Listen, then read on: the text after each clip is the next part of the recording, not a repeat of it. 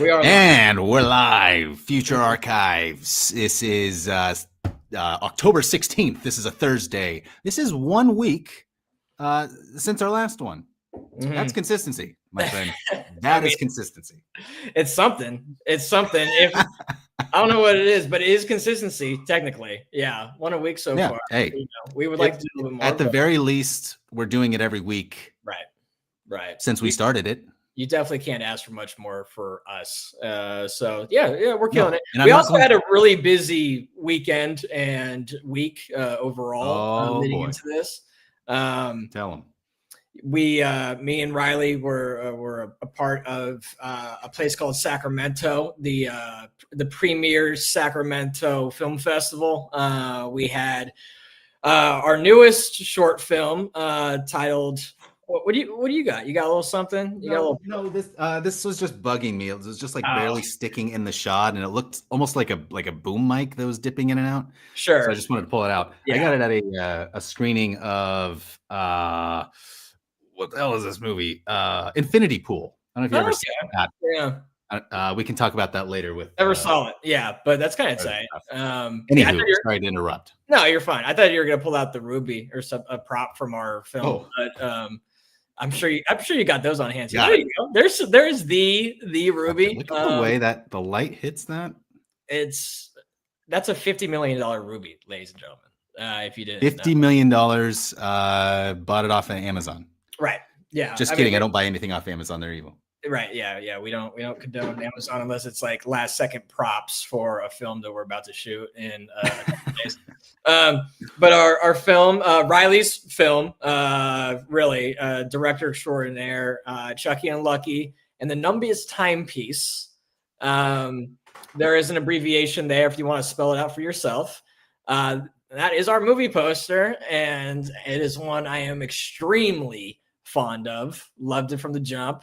The original illustration of that had my face and I'm the guy with the bucket hat there. I looked crazy. I mean, he nailed everybody's illustration but mine. It made me look like a 35-year-old like homeless skateboarding heroin addict. It was a very strange. It's not even close. The head shape was way off.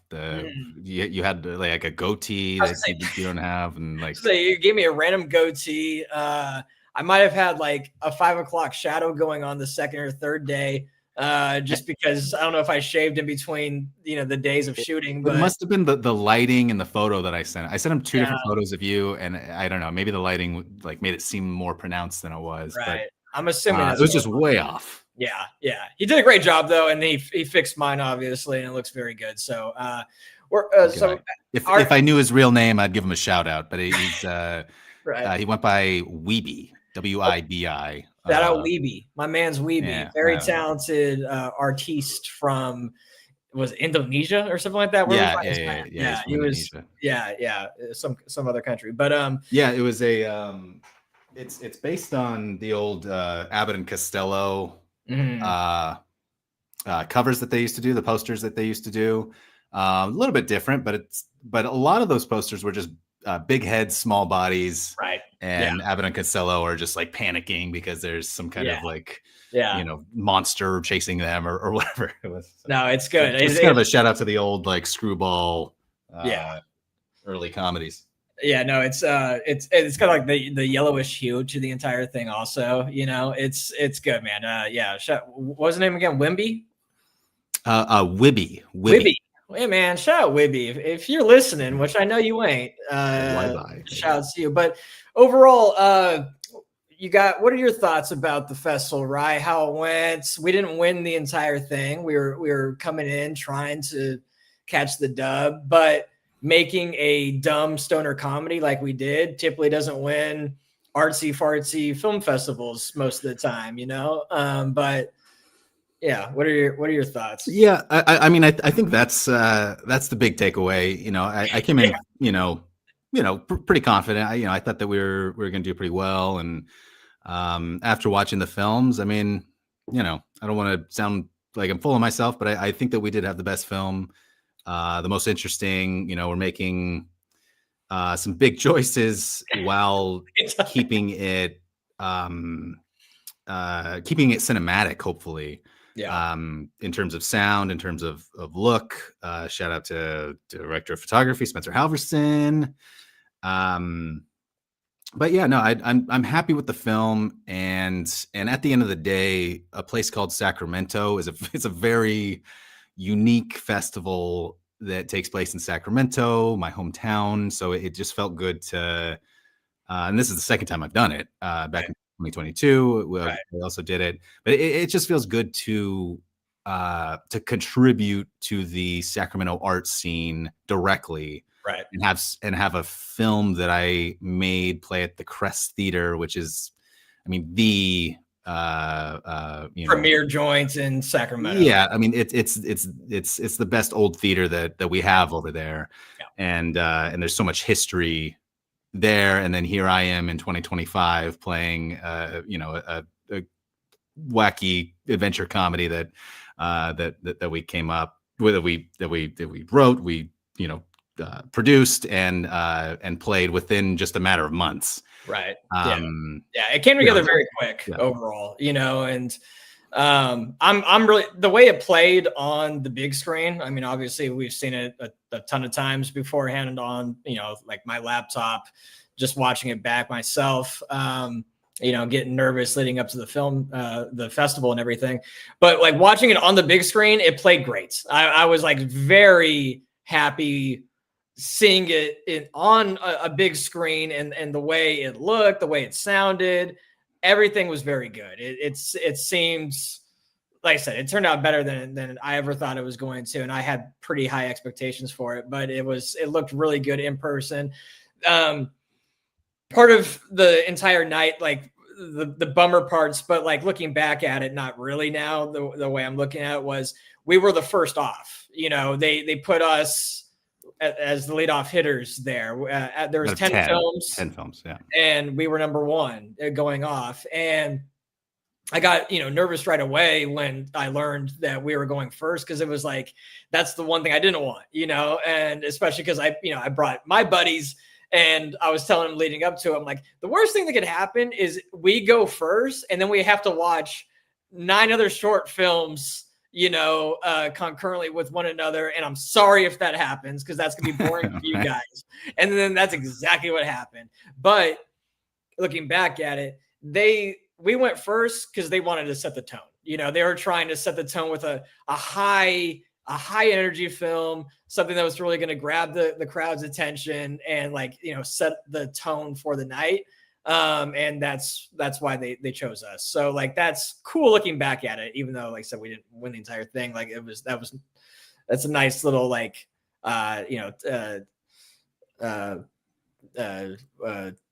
not tilt of your hat, tip of the cap. Yeah, that's the word I was looking for. Tip of the cap to us. So that's cool looking back at it. But like I said, a little unfortunate. But again, it played really well. Yeah.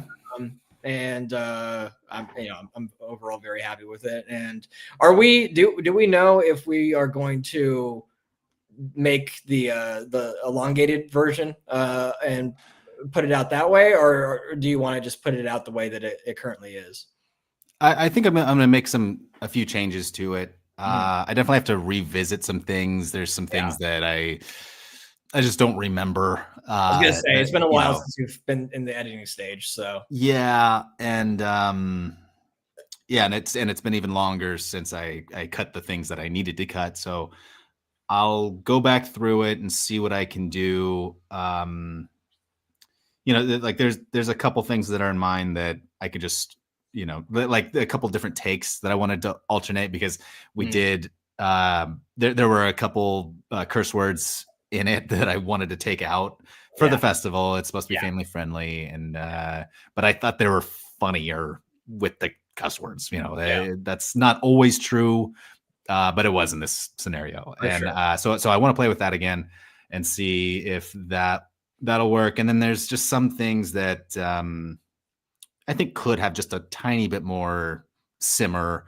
Like the film as is pretty bang, bang, bang, bang, bang, which is good. I think that there's a balance, and there might be a part or two that I just want to let breathe just for a moment, and I really mean just like a second or two, like little things, and I'm just gonna play with it and see. I know specifically with Tony's part, the Ruby Man thing. We're getting to a little bit of the weeds here. I'm losing people. We're losing watchers. We're losing.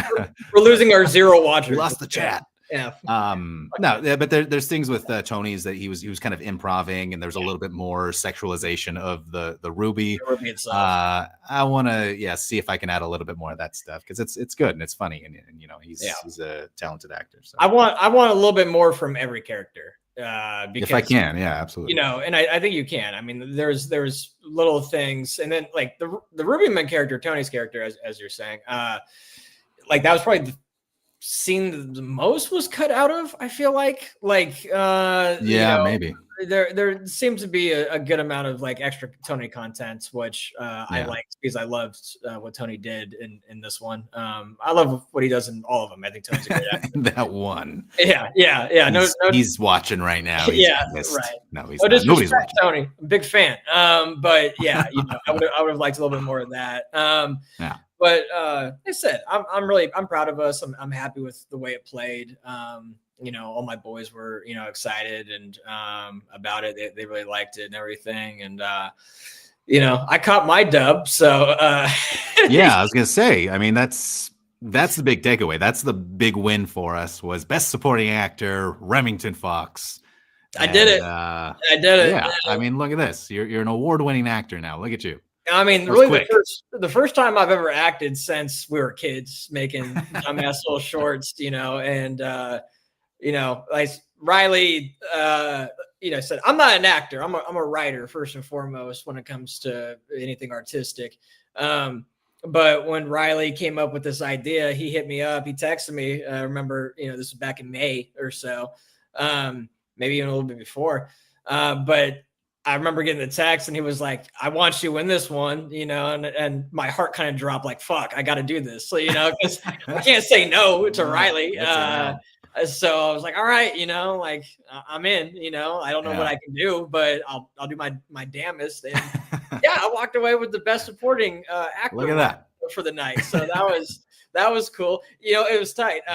My buddy Nick, he filmed the entire thing even before my picture popped up there. Who's the lovely host again? What's her name?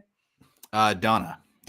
Yes, Donna. Yes, a big part of Access Sacramento, and she's the one that runs the festival itself, basically.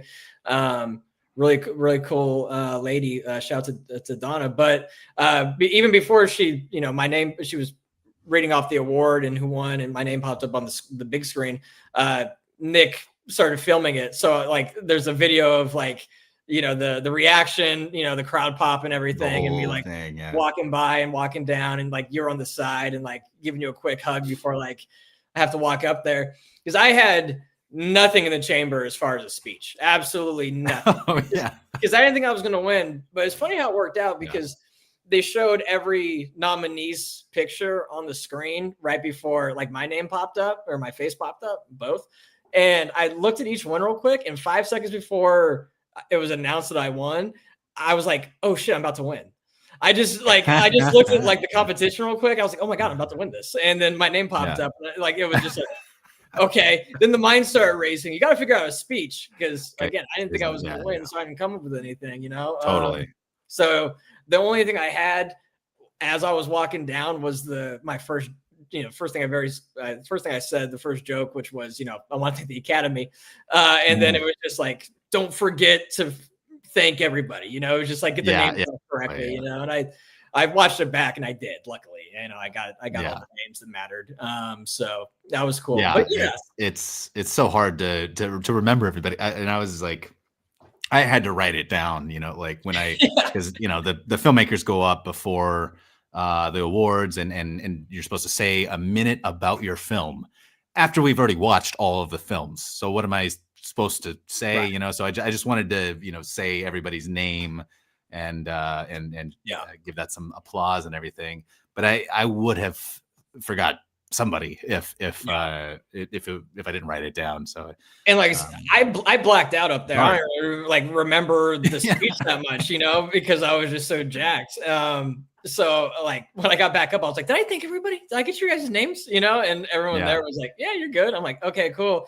And then I watched it back. I was like, good. And I got, I said the Deco name, which is something I wanted to say. And awesome. Obviously I thanked you and named you, which was important to me, obviously. But again, I do not remember what I really said up there in the moment. So I was like, hopefully I didn't forget anybody, because it would have been very possible. And it was tight. It was a cool moment for me, obviously. And then, Nick and Brandon, they started sending the picture of me up there with, my face and name in the back on the big screen around. So like all of our other friends, so I just started, the text started pouring in like, dude, you did it, dude. I'm like, I guess I did. So that was cool. It's been good. There's been a lot of support all around from, when I've posted it on Instagram and everything. And it's just like a lot of love being spread around. Yeah, for sure. That's a nice thing. So, yeah. The event's a win, even though we lost. Yeah, 100%. Yeah, no, it was a W night for sure. We knew we were going to win something going into it. Just didn't know it was going to be me. But I'm not sure I would have predicted that. And we also won best set design. And we did. Yeah. I didn't even know that was an award.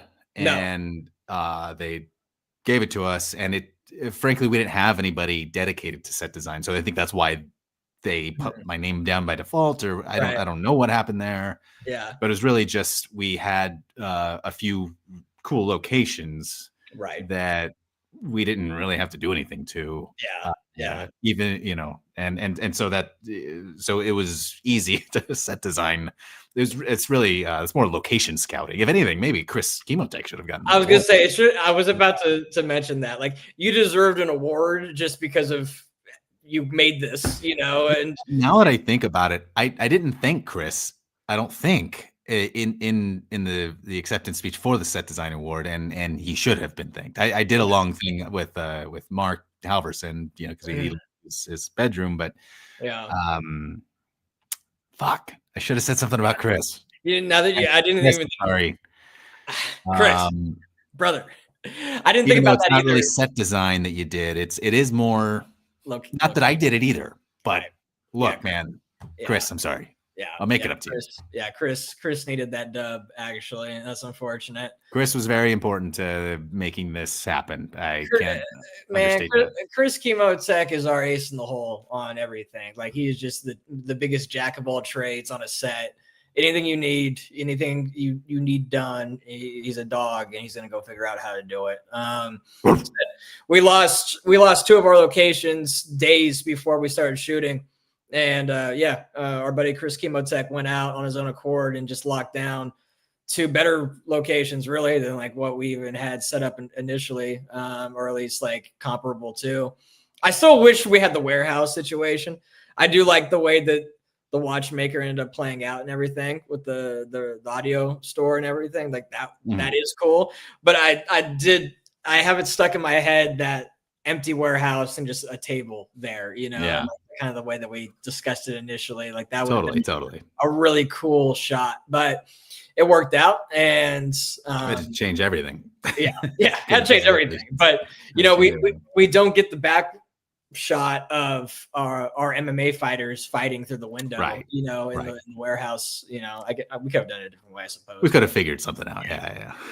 But I like the way that turned out. It was pretty funny. The crowd liked that each time that was going on. But so I just have to ask you, are you so what is your approach to acting? Are you sort of a method kind of guy? What kind of school of thought do you come from? Yes, as a very distinguished and award-winning actor that I am now, I get to put that on my resume, which is just hilarious to me, dude. It's so funny.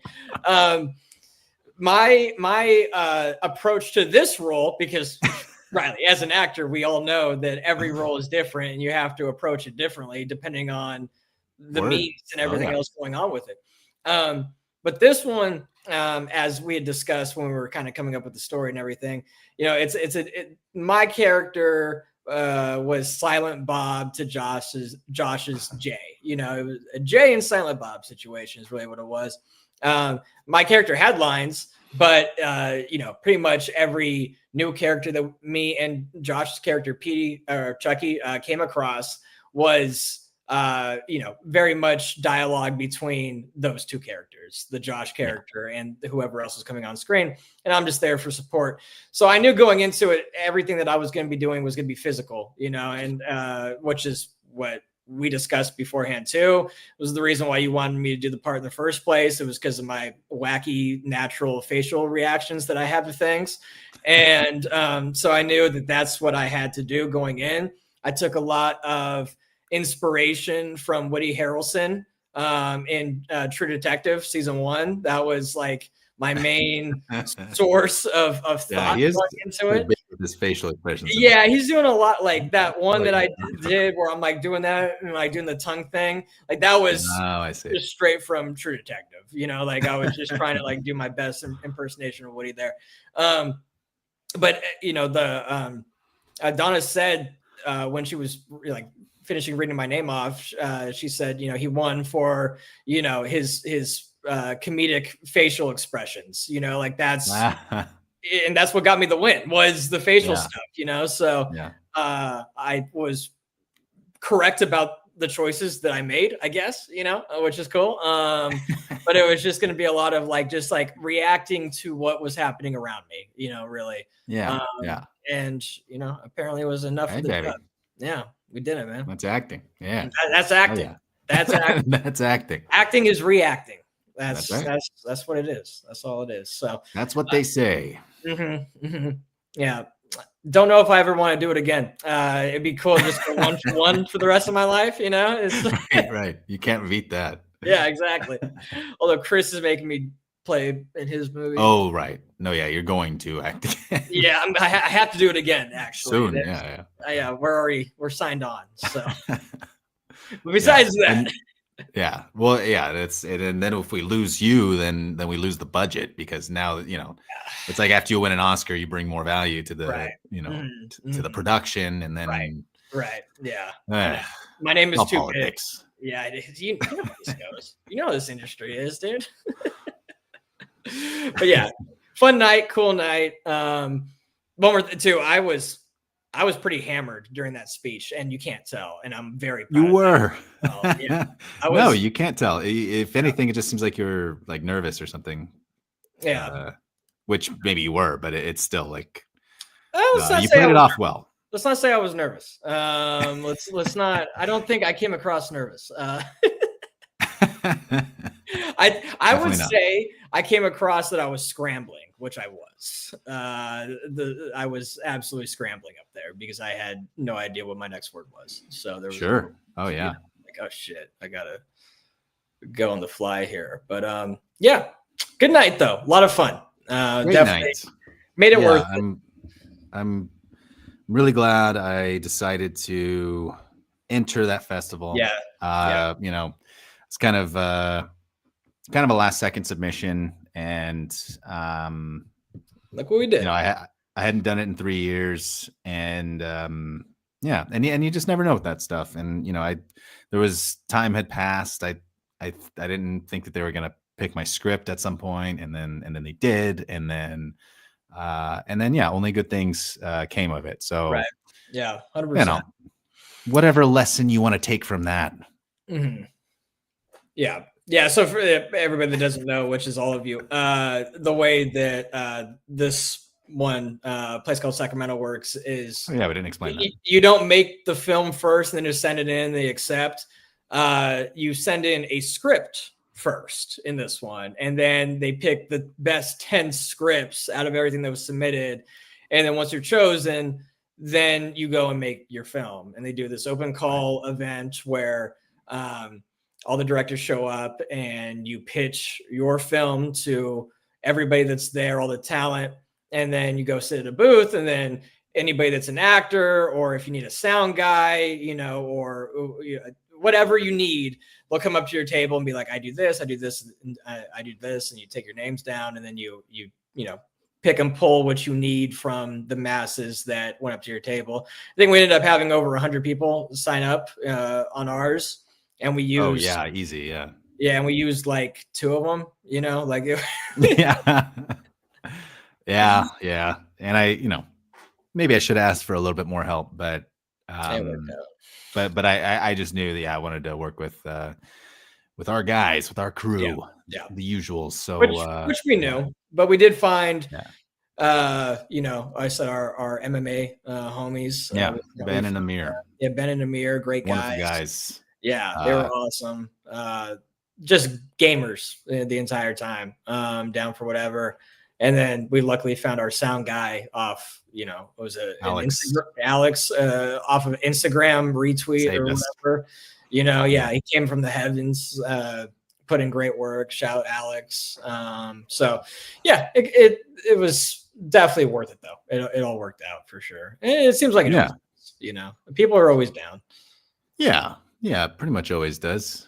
But it helps that this festival has these deadlines throughout the summer. Yeah, that really give you an extra kick in the ass to get it done. Keeps you on track for sure. Because I'm certainly guilty of letting projects linger, procrastination, and I love it. Yeah, it's the best. Procrastinating. Who doesn't? There's nothing better than just putting something off. That's the beauty of life. Oh man, I love doing nothing. Yeah, it's fire, dude. It's the most fire, actually. Just doing nothing, dude. And by doing nothing, I mean, watching movies or sports or whatever. It's not nothing, but it's basically nothing. No one's ever just staring at their wall. Like you're always you're doing something while doing nothing. But it's. Could you imagine what kind of serial killer is just staring at their wall? I'm procrastinating right now. This is how I waste time. Yeah, I know that is crazy. It has to be those people that have like a zero internal monologue upstairs. They can't even what's with that? It's a very fascinating concept to me. I can't comprehend that concept. Well, there's 2 different modes of that, and I remember reading about this like say 3 or 4 years ago, and so there are. And it's like way more people than you think. It's like 30% of the population. It's like an insane number. You're like, you would think that it would be like 1 or 2% of the population doesn't have an internal monologue, but it's like a grandiose figure, whatever the number was. It was like, whoa, oh my God. So like, a third of the populace is walking around me at all times and they can't hear themselves think. They can't think up top. Like it's wild. But there's that one. Yeah. And then the other one is people who cannot visualize things in their head. Right. They can't, create picture, and see memories or like just visualize anything. And that number I think is actually a little bit higher than the internal monologue one. And I remember discussing this via Discord. Actually, this was like a little bit after COVID. I was on Discord with my buddies and I had just read these figures and I was saying this stuff out loud about like, the visualization thing, and one of my best friends in the world, Brandon Spergassi, shout out. I don't know if I should have dropped the full government, my bad, but I'm talking about being able to see things in your head, right? And he was like, wait, what are you talking about? I'm like, when you like see stuff in your head, like pictures in your head. He was like, no, like what? I was like, wait a second. You can't? No. And he was like, you can't? You can do that? And we were like 30 at the time. So he went 30 years of his life not knowing that other people can see stuff in their head. And he was mortified by this because Brandon is a very intelligent, smart dude. And it was like, wait a second, am I dumb now? Like, does this mean like I'm not, like, what is this? You guys have this power? And he was like, I'll never forget it. He goes, so you're telling me you can close your eyes and see stuff in your head? And I'm like, Brandon, I don't have to close my eyes to do it. And that blew his mind. That like the third eye he just does not possess, and like that made him lose it. He's like, what do you mean you can just see stuff in your head without even closing your eyeballs? I'm like, yeah, man, that's just how it works. Yeah, that's crazy. Like when he thinks back to like certain memories, or he just can't see it at all. That's what. Yeah, I guess not. And he has a phenomenal memory. Like that fool remembers everything. Yeah, Like names, like all that stuff. But I guess like he cannot visualize it. he just sees ones and zeros. Right. Yeah. It's just the matrix. Yeah. It's just code. He's just binary. I don't know. Wow. I don't know. I've only ever been able to experience my brain, obviously. So I don't know how the brains work of people that cannot talk to themselves in their head or visualize things. But Brandon is probably the least artistic human being I've ever met in my entire life. And that explains it. That has something to do with it. Yeah. If you can't visualize what you want to make, how could you ever make it? You know what I'm saying? So I'm like, yeah, okay, that kind of probably goes hand in hand. He's a very numbers based human being. So yeah, the binary metaphor works. But yeah. So anyway, I got to the bathroom real quick. So of course, hey, I'll keep us going, baby. You know that monologue that you were talking about, that sick monologue that you had at to the be or not to be? Yeah, that was. That is the question. Whether 'tis nobler in the mind to suffer the slings and arrows of outrageous fortune, or to take arms against a sea of trouble, and by posing in them, to die, to sleep no more. And by a sleep to say we end the heartache and the thousand natural shocks that flesh is heir to. 'Tis a consummation devoutly to be wished. To die, to sleep, perchance to dream. Aye, there's the rub. For in that sleep of death, what dreams may come when we shuffled off this mortal coil must give us pause. There's the respect that makes calamity of so long life. Ah, fuck, I forgot.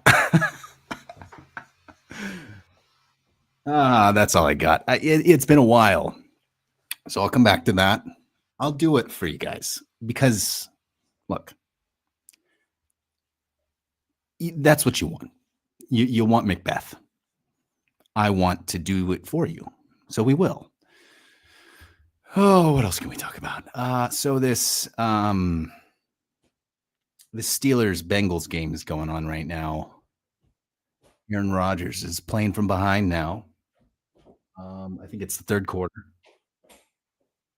I actually don't know what quarter it is, but I don't really like either of these teams. On my fantasy team, I had the Pittsburgh Steelers defense to start. Usually pretty solid, defense, like normally, but they started horribly, at least, like I gave up pretty quick. It was like the first 2 or maybe 3 games. And so I dropped them, and I've been kind of flipping defenses, just kind of almost a new defense every week. And hasn't been going very well. It's a little bit of a weak spot for me right now. It's not always bad, but it's, it's not a position I can rely on. What defense do I have in that league? Of course, I was referring to my my other league as well. Okay. I was gonna say I have the Broncos if you want to make a trade, but yeah, I don't want to trade for a defense. Nobody does. It's a nice little thing to throw in to sweeten another deal, but I'm not going to formulate in a dynasty situation though. Which that league is a dynasty league. If you have everything else covered, but your defense is ass, I would pony up for a better defense if like that was like the final piece of the puzzle. But nobody wants to trade for in redraft, especially. No one will ever trade for a defense. Who would do that? That's crazy. Yeah, definitely not. In our mutual league, we're head to head this week. Oh, I didn't even notice. I'm winning. I'm winning games, and I want to lose in that league. But my points against is pretty atrocious. That's kind of where I am. But I've won the last couple, so I'm like, maybe I should just, I don't know, stick it out. Yeah, who knows? Yeah, you're lucky. And I traded for Josh's first round pick earlier, and he's doing horrible earlier in the season. He's like 1 in 5 or whatever we're at. So I know you're not like a big college football guy. I am. And I'm like, most of the time, we're at week 6 of the college football season, week 7. Yeah, I think that we're going to week 7 right now. And most times by this point, like Heisman favorites are established. High valued dynasty first round picks are established by now. And I don't think that's the case at all this season. Yeah, there's the Heisman race is completely wide open. There's a couple guys that are relatively at the top, but it's like it changes week for week. Like Dante Moore, the quarterback for Oregon, was number 1 just last week, and then they just lost to Indiana. Now he's like down 8 spots. Like it's just up and down, like the stock market right now. It's been a very strange. Well, this is just from what I heard at the beginning of the season, is that there are a lot of good prospects coming out of this draft. Maybe not so much in the quarterback position, but is that why it's wide open? Is because there's so many good players, or it's like nobody's really just like no one's taking it yet. There's none of that, like that alpha dude who's just like, this is mine this year, but like the first round, how do you think it would compare to, let's say, last year's? I think last year and the year before, or like as far as a dynasty, situation, fantasy dynasty, outlook on it. The last couple of years, I think, are a lot stronger than this coming year. Oh, wow. Okay. Because the issue is, is like a lot of the best players are like sophomores, so they're not coming out next year. Yeah. Like they're all like the Jeremiah Smiths of the world and stuff like that, or like, still a year away from going to the league. So that this past draft, I thought it was pretty darn good. Like, pretty much any of the top 10 or so spots were like pretty darn solid. And it's because there was actual running back talent. Probably the last 3 to 4 years, there had been very few running backs. And if like they ended up popping off, they were like maybe like a late round pick, like a Bucky Irving type that was like a third round dynasty where it's like, oh shit, he's actually really good, but they weren't like the Bijan Robinsons were few and far between the last like 3 to 4 years. But this year, a lot of talent at the running back position. I think a lot of good receivers. Igbuka, McMillan. Right. And then how about Warren, tight end? A lot of tight ends too. Yeah. I think he's the second rated tight end right now in football. And he wasn't even the first tight end in the draft. Before him, which probably a mistake. And I think a lot of people thought that at the time, the Bears being the Bears. But like Loveland is extremely talented, even though he went to Michigan, and I hate him. But like I'm an Ohio State guy. What can I say? But so it's kind of like just a weird season, and there's still plenty of time for guys to really establish themselves as being like a top dog and going in the first 3, 4, 5, 6 dynasty picks. But it's kind of wide open right now. So kind of interesting. Last year it really worked too, because it was like kind of like the last hurrah of the COVID years, so it was just like a lot of guys kind of going into the league at one time. Even though some of them had nothing to do with the COVID situation. They weren't like they're not like 25 or whatever, but like some of them were. So right. Yeah. So you got news, Dan? You got any movie news? Well, first of all, we will get to movies. I swear we'll get to movies at some point. Yes. Well, we did like 30 minutes on an indie film festival just now. So we did a very specific indie festival that nobody knows about. Right. That none of the people watching know about. No, not at all. Not the slightest. I just wanted to hit on one thing really quick. Before this, I was watching 2 things. I was watching the New York City mayoral debate. But we will not talk about politics on this show. That's not what we do here. We'll talk about movies. We'll talk about whatever else we want, but it's not going to be politics. That's a promise. Yeah, it's probably this ethos of our show. Yeah. But those were you watching? I was also watching the LA Dodgers. Yes. And they're up 3-0. Mm-hmm. And I mean, they're gonna repeat. Yeah. I think it's gonna happen. This was their big obstacle is the Brewers, and they're just, I mean, Way I don't better. know. The Dodgers pitching is absolutely insane. It's and been incredible this series. Who's that? Like, is he a rookie or he just started this season for the first The time? closer? Is that who it is? Yeah, Roki, the rookie. His name is Roki. Yeah. Okay. Yeah. That dude's throwing like 93 mile per hour sliders. Like, what are you gonna? He's like, incredible. What do you do to that? You know, like. Yeah. Again, he's so fun to watch. Yeah, I don't. And look, baseball. I am not a baseball guy at all. You kind of are. Well, I guess I'm kind of becoming it because I don't know. There's something about this team that just energizes me.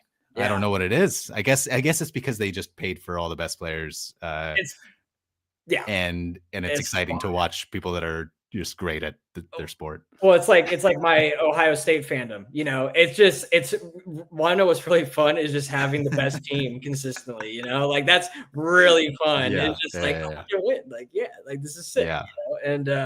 You know? And like it's easy to root for stuff like that. Now, with that being said, my dad was from Ohio State fan. So, I grew up. There's some connection there. Yeah. And Riley lives in Los Angeles. So like, it's, it's not like we're complete bandwagoners here or anything like that.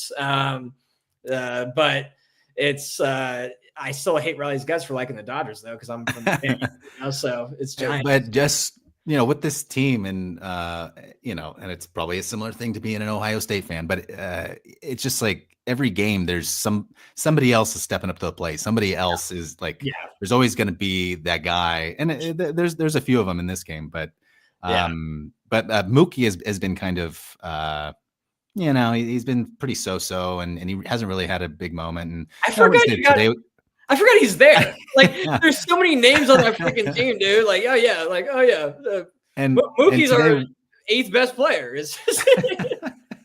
I mean, he's kind of been playing like it, but and today wasn't like a huge playoff moment or anything. But he got us the first run of the game.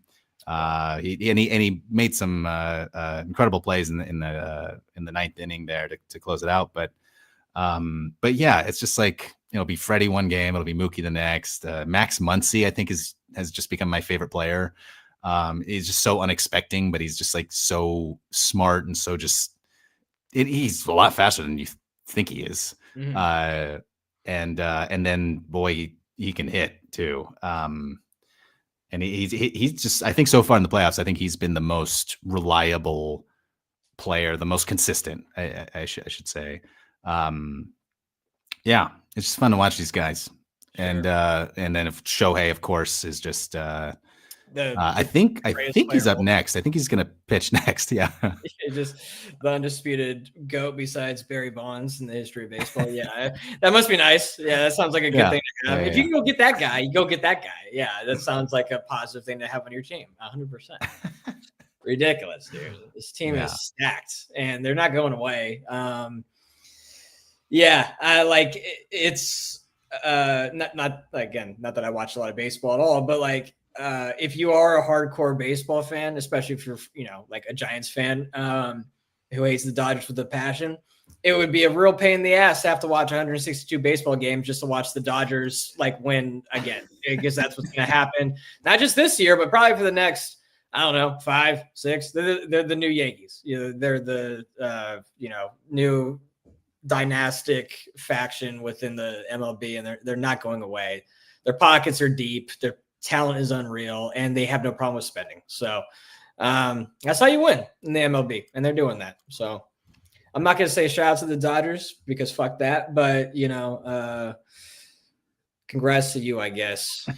I'm just gonna start. Actually, congrats on back-to-back World Series, Riley. That's phenomenal. Thank you. Done. It's over. Nobody can beat. I've been a Dodgers fan for about a year and a month so far, and it's been great. Been fire. That's the best time to be a Dodgers fan is the last year.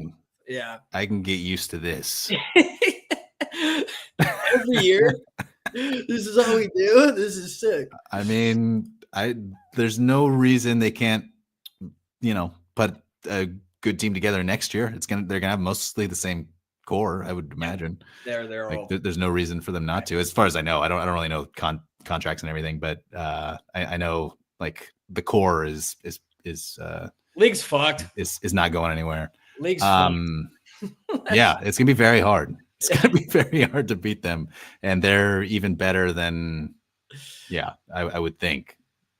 Going 3-0 against the Brewers is. They were the team that everybody was talking about the entire year, and then all of a sudden just get dummied. Like that's unfortunate. That's gotta feel bad. But Milwaukee's won a championship in this decade in sports. The Bucks. That was 2021. So, they've had success, especially considering how small of a market their team is and everything. So that's good. Could be worse for them up there. Yeah. I'm not used to winning anything, so. Okay. You got any more chit chat, or should we jump into the news of the week? Jump into the main fuselage of the programming for tonight. So a couple things. Have you seen the Smashing Machine yet? I have not seen it. I've been anticipating it for a while. I'm excited about it. What are the brothers' names? I don't know how to pronounce their. I know their names, but I don't know how to pronounce it. Is it Safdie or Safdie? Yeah, or Safdie? I figured it was. I saw Good Times, their inaugural film, when that came out, and I was impressed with it for sure. I really liked it. Weird little indie film, but it's pretty dope overall. And then they did Uncut Gems, which I think everybody liked Uncut Gems. I only saw it once, but I liked it a lot. I think I like it better. That movie made me so anxious. It did. Everybody said. Yeah, man, it definitely did. But it does. Yeah. That's a movie that really keeps you on the edge of your seat, and all of a sudden, like Kevin Garnett comes in, and you're just like, oh, if this wasn't an already anxious film, now I have Garnett screaming at me, and he's the most intense human being to ever exist, basically. Yeah, so, just adds to the chaos. Dude, So very, very cool, very unique film. I liked it better than the Scouting movie. The NBA Scouting. Do you remember what that one was called?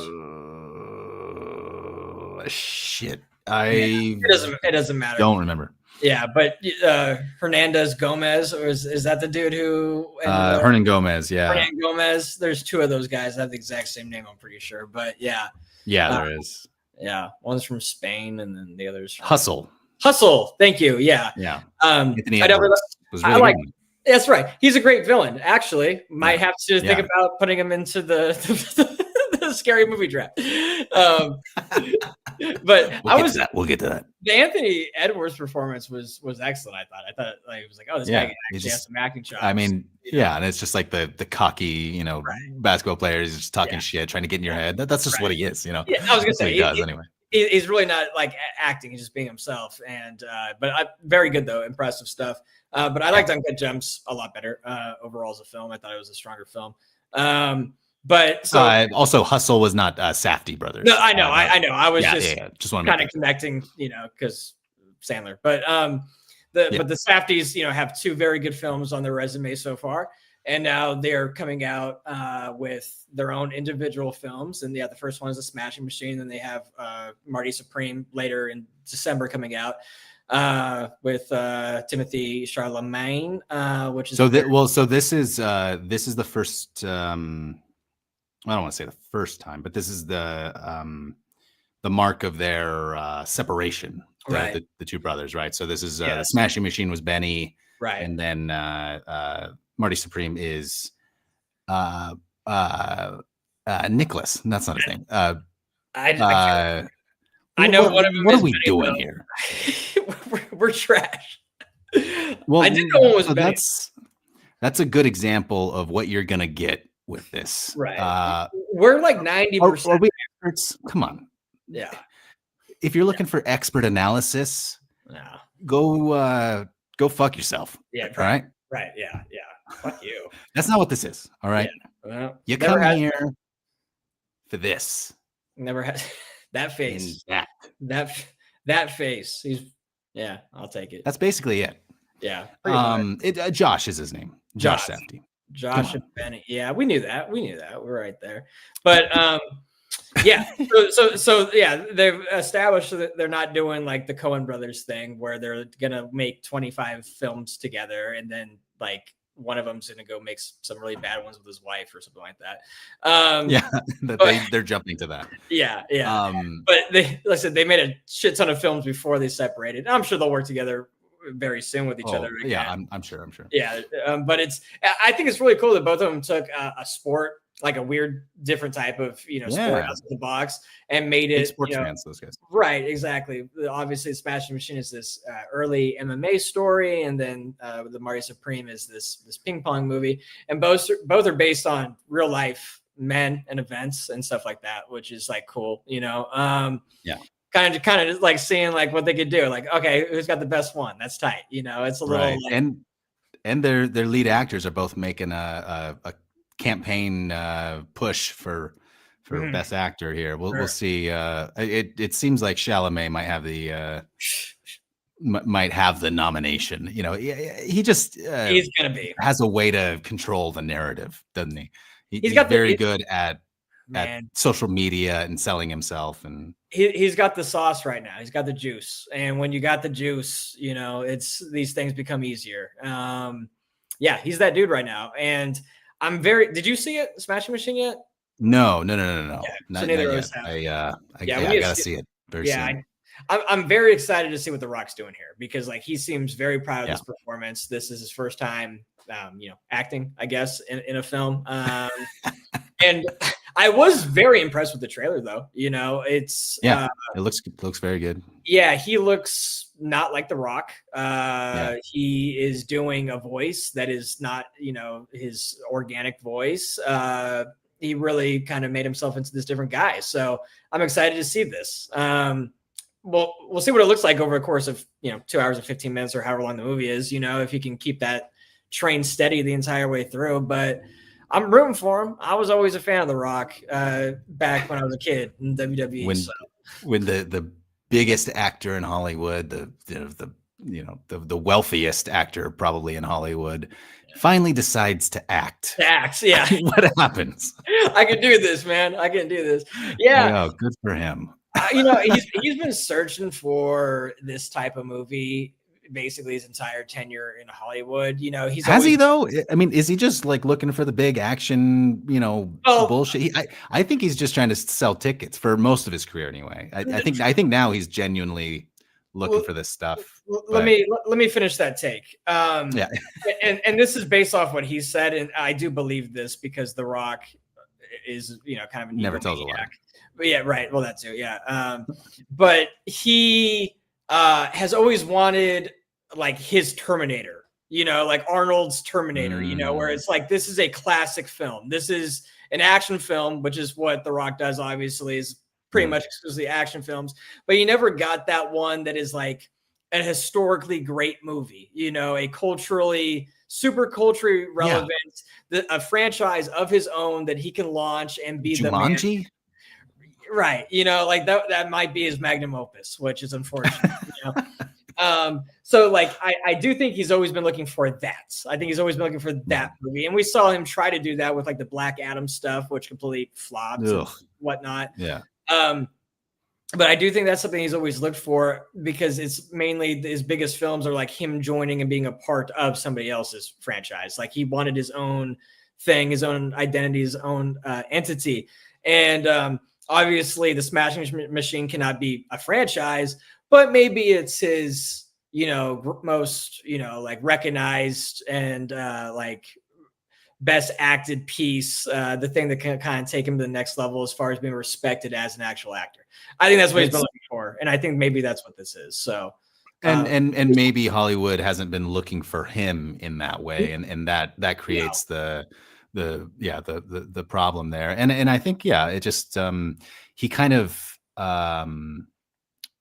hit a point where he needed to reinvent himself, because the same formula just wasn't working in the same way that that led to all of his success. And so then he's just making more Jumanji movies. He's doing Moana. He's doing just kind of the same stuff again.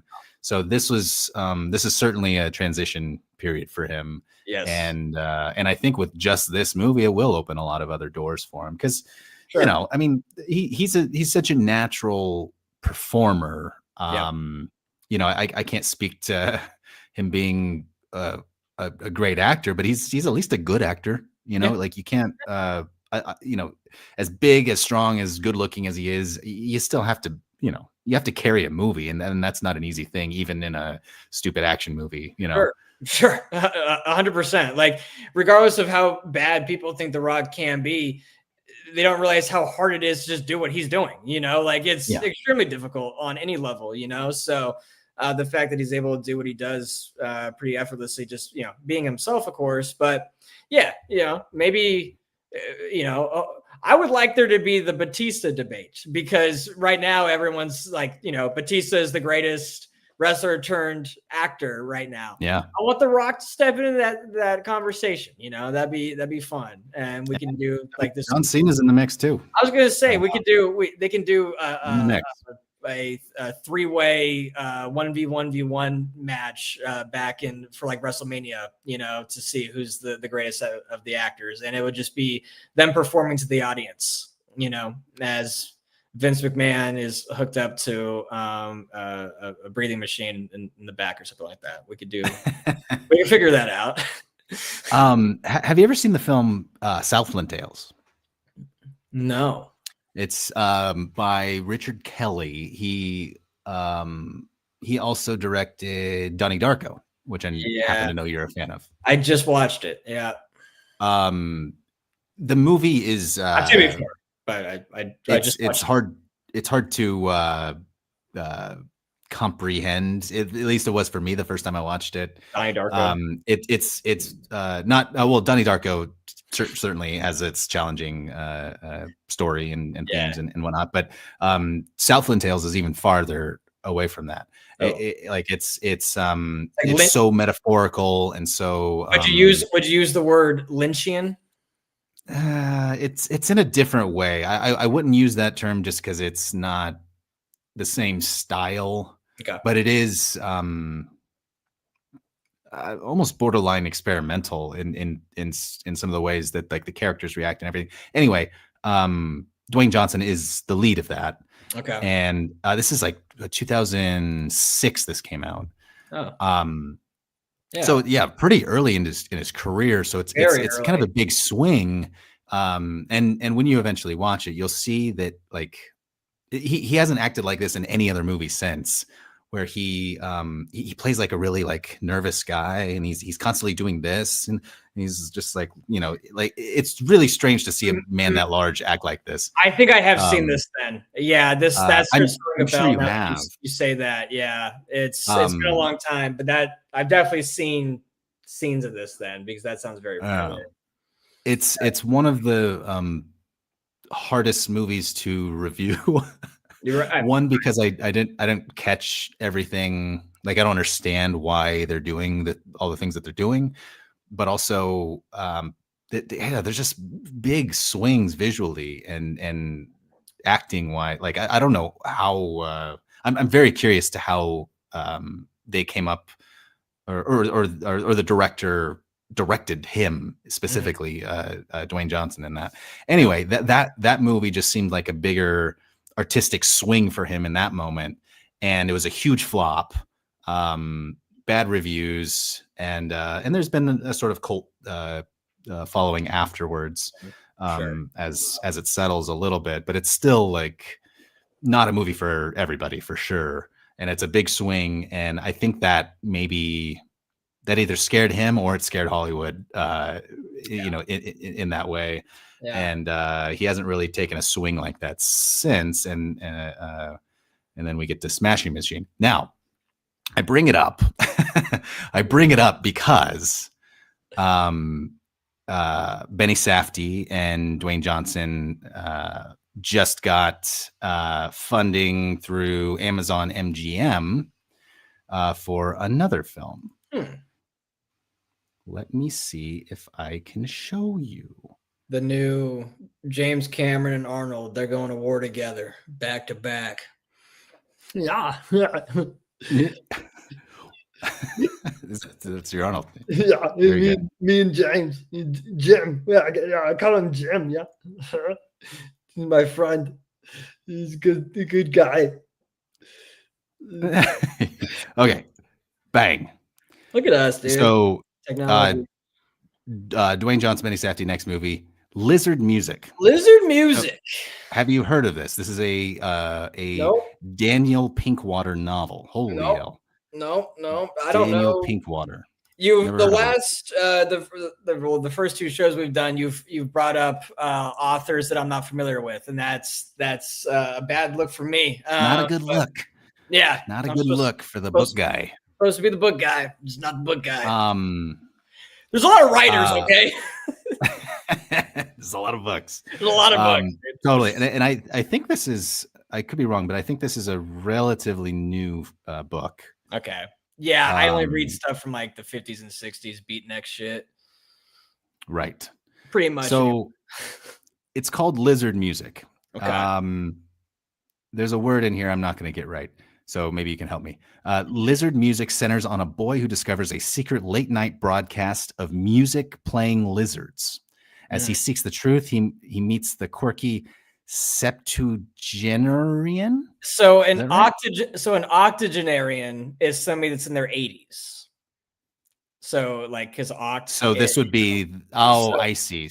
So right. As we continue, a quirky chicken man and his 111-year-old chicken friend Claudia, as they set out on an adventure to explore a hidden society. So yes, Dwayne Johnson is playing an old man, right, with a 111-year-old chicken friend, Claudia.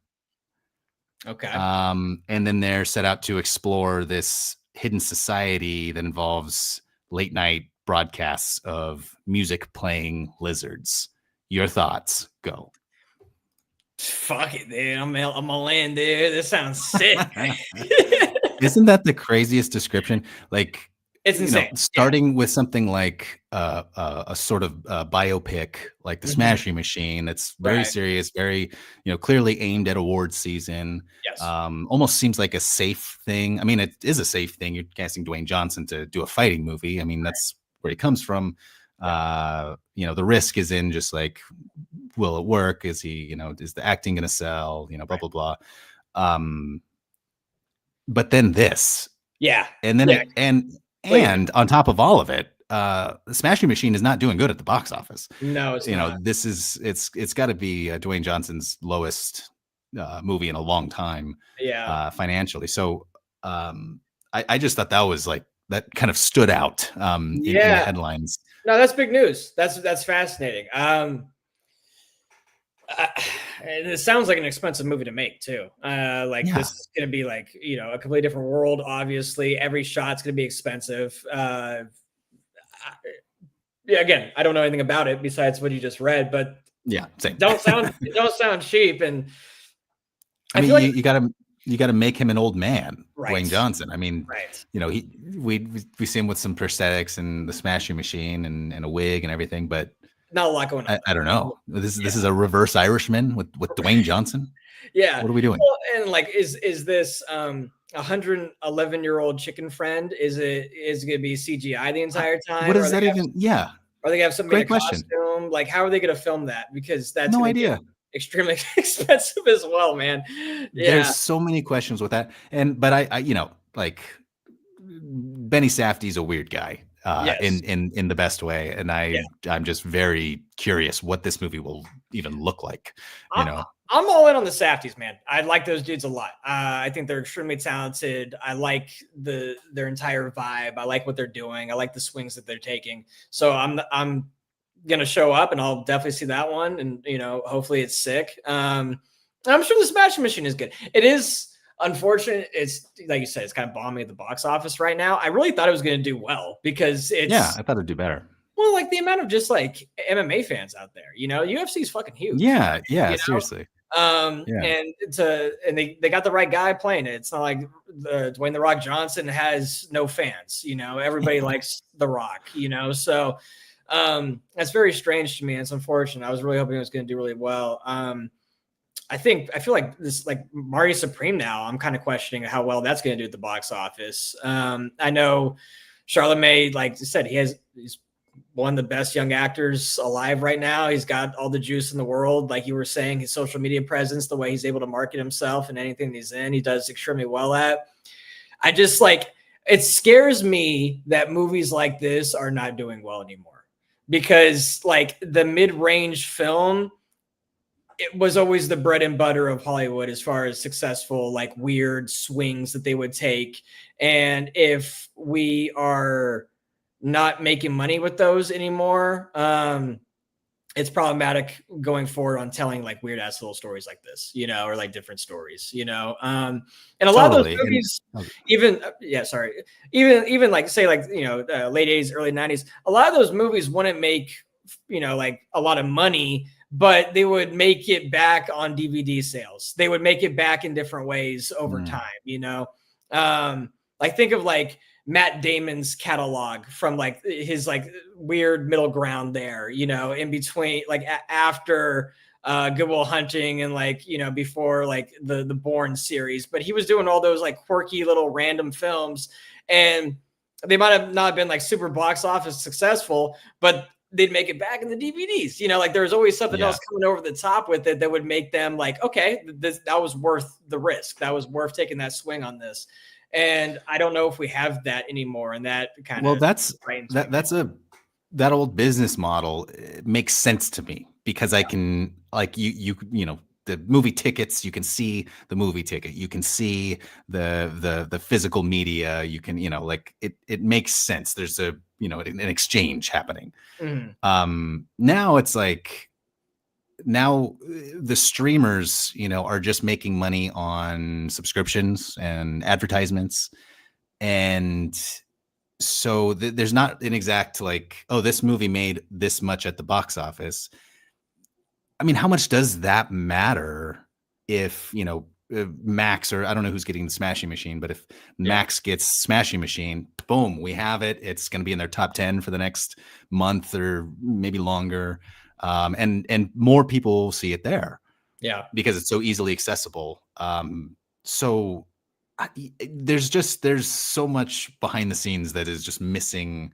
So then, clearly they saw something in this where they immediately, before the movie's even out of theaters, they get another movie made. The exact same guys. Yeah, we like those guys. Like that's the dream team right now. Yeah. So hopefully the numbers are looking good in other ways. Like we're obviously not privy to that. So, hopefully it's looking good behind the scenes. But I like that they're taking another swing, and it's gonna be weird as fuck. I'm all in on weird as fuck. And I like that Amazon MGM is taking another risk on this. I don't know. I mean, does that mean it'll be?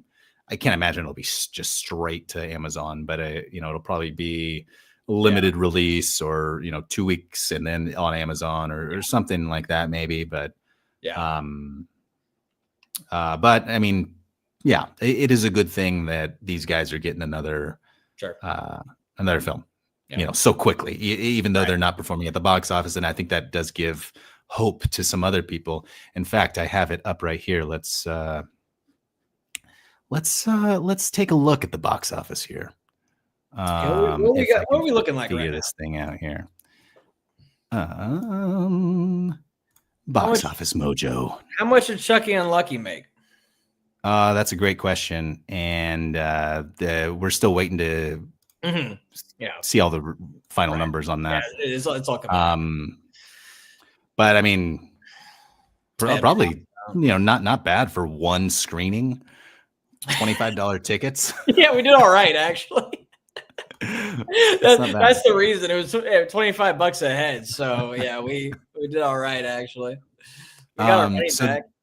So this past weekend, so it's the IPs. We'll see a trend here. So Tron 3, nobody likes Jared Leto, but it doesn't matter.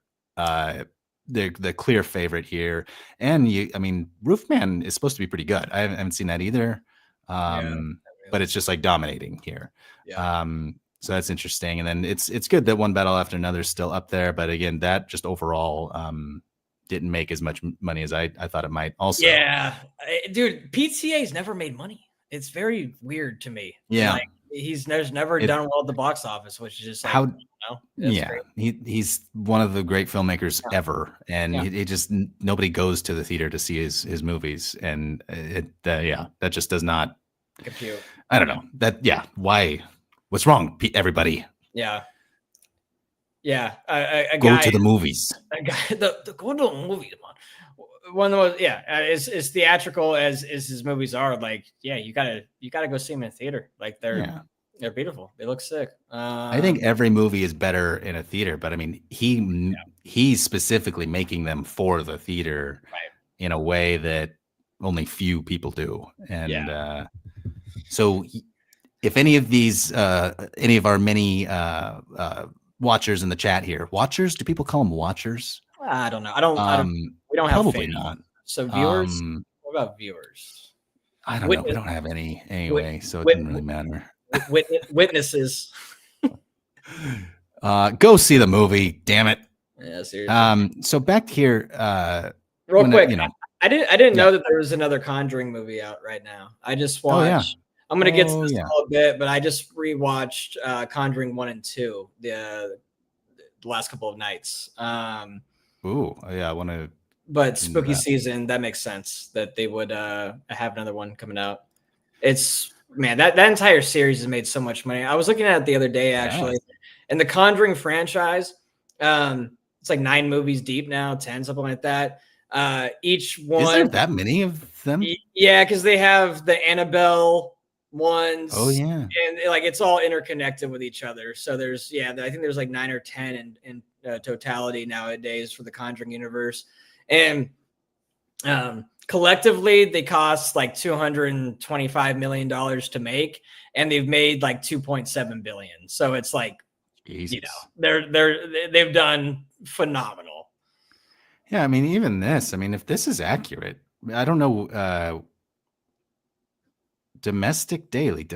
Yeah. So it came out on September 5th. Yeah. Which is, a month and a half ago, basically. Yeah, sure. And it's still in the top 5. That's. Yeah. I mean, as we get closer to Halloween, of course, it makes sense. And there isn't really any other horror movies out. It's been a really weak spooky season release season, that's for sure. Yeah, what's up with that? I guess Black Phone 2 comes out this weekend. I've seen that. But that's pretty much it. I don't know. Yeah. Strange. Mm-hmm. On the year, just to go back to the IPs, Minecraft movie, Lilo and Stitch, the exact same movie but live action. Right. Superman, Jurassic World, and Sinners is the lone original film.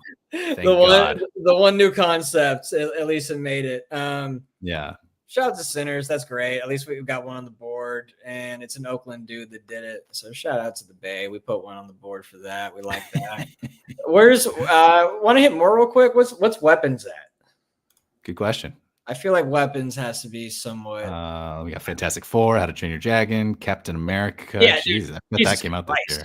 Mission Impossible, Thunderbolts. F1. Sinners in that top 10 is the only one that's original. Yep. And then F1. F1's there. And then The Conjuring, and then we have Weapons at 13. Okay. They made good money though. Not bad. Not bad for definitely a win. It was like a $30-something million budget, I believe. Pocket of something like that. Heavy profit. Obviously, we like that. But man, overall though, that's a tough list because, like you're saying, it's established IP is what it is. The Accountant 2 made $65 million. Yeah, isn't that crazy? Yeah, that's kind of gross. And then one battle is at 27 right now. Yeah, a little over 57 for the year. They're losing big time. Yeah, that's unfortunate. Not great. No, it's not. All right.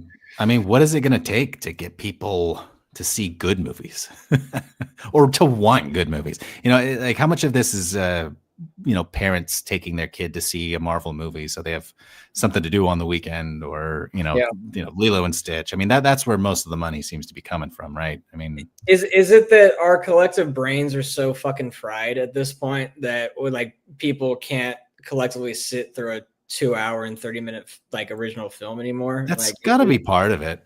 I feel like it has to be, right? Like it has to be part of it. I don't know, man. That's crazy stuff. That's pretty gnarly out here. You know what I watched the other day? That was the one movie I watched to kind of break up my spooky season watch. I rewatched The Brothers McMullen. I haven't seen that. What is that? Okay, so it's Eddie Burns. You know Eddie Burns. He was in the biggest movie he's ever been in is Saving Private Ryan. He was like the king of rom-com films in like the 90s and early 2000s aughts. He has an arc on Entourage. He's the guy that does Johnny Drama's show, four boroughs, or what was it? Five towns. He's the director of that show. When Johnny Drama is trying to like get involved with that show, he's like, I know Eddie Burns. Eddie Burns loves me. And he's the dude that directs that show. Anyway, The Brothers McMullen was a indie film that Eddie Burns wrote, directed, and starred in 1995. And he made the film for $25,000.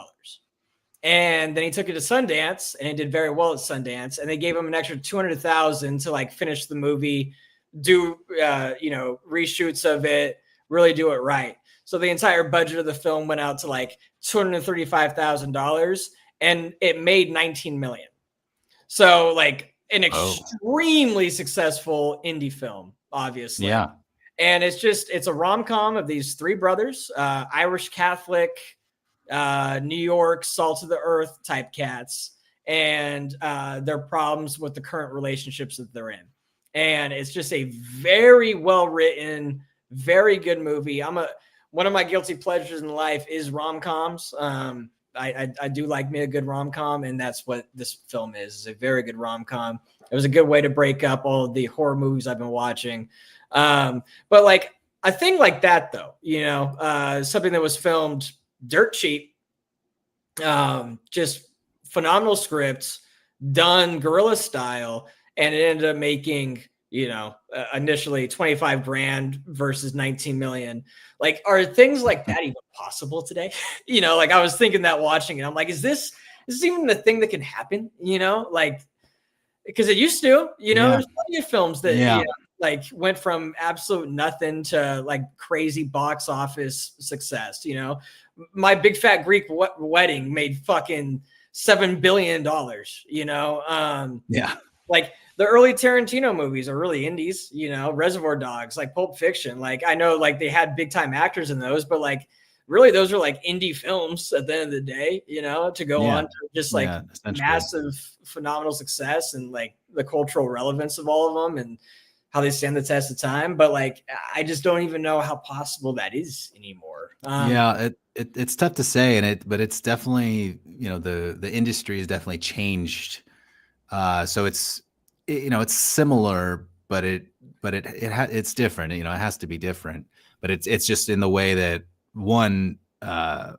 getting equipment and getting people to know how to use the equipment and everything is a lot easier than it used to be, for sure. And so in that, people will work for cheaper. But then once you have the movie, what do? You can take it to Sundance. You can hope somebody buys it, or you sell it directly to a streamer. You can go the Tubi route, or you can do whatever that way. But if you're really trying to make money on it, I guess it does have to. You got to be bought by one of the big guys, by the A24, or by the Amazon or whatever. Some of these companies are willing to take a swing or two, but it's just like, that was like a much more common story. I feel like, 15 years ago, like 20 years ago, 30 years ago versus what it is today. And I love those stories. I love those random success stories of a guy just like, I got this script, you know, like let me go to work on it, and he gets just enough funding, and then it turns into a gorilla. You know, I just it's American as fuck. You know, like that's just American dream. Yeah, shit. exactly. You know, it's just like you got a chance. I'm gonna take a swing, and then it works out for you. So, shout out Eddie Burns. Check it out. Watch Brothers McMullen. It's a very good film. Yeah. I'll check that out. I swear I don't think I've heard of it. Most people haven't. It's that one's like a really weird, cutty one. Like I said, it's a rom-com from 1995. Most people, haven't seen that, you know. But Eddie Burns is the man for sure. I said he Orson Welles it, wrote, acted, and directed. So that's interesting. Yeah. And as I say, it's just a very well written script. So I understand why it became what it is. It's funny, like some of like the early shots in the film, you could tell he didn't like redo those, and it's like grainy, you know, like it doesn't look good. You know, it's pretty rough. Noticeable. But yeah, get through the first 10 minutes and it starts looking a lot better. You could tell like kind of where they started to do the reshoots at and stuff in it. But it's a fun film though. I'm blanking on the main actress from it. She was the wife in Friday Night Lights, the TV series. Oh man, what's her name? Blanking, but she's very good at it, and she's a very good actress as well. So definitely made some guys.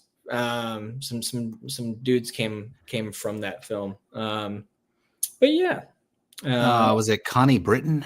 Yeah, that's her. Connie Britton. Look at that. Yeah, Connie Britton. Hey, who doesn't love Connie? Yeah, she's good, really good, and she's very good in this film. But yeah, so anyway, check that one out. You got any? What do you? Yeah, two quick little things here. One, in the week since we talked, we lost Diane Keaton. We did. Shout out to Diane. Yeah, legend. 100%. You know, I saw Annie Hall when I was in high school. I was probably a freshman in high school, and you know, the film, you know, is really interesting aesthetically. Like, there's a lot of big choices directing wise. We don't have to go into the director. Scandal noted. But the movie, as creative and different as it is, it does not work without the beautiful, quirky performance that she gives. She's just so talented, and that's one of my favorite movies, and it's because of her. I just think that she was incredible in that, and I mean, she has got a long list of great movies that she's in. The Godfather, you may have heard of it. I was gonna say she's in The Godfather. that seems relevant. Yeah, I mean, anybody. Yeah, I was just randomly thinking about The Godfather last night, and I was just like, not only did it capture, like, you know, like it came out at the perfect time, the cultural zeitgeist and everything, and you know, you have like two of the greatest actors of all time in it, and a GOAT tier director doing the entire thing, and a phenomenal script.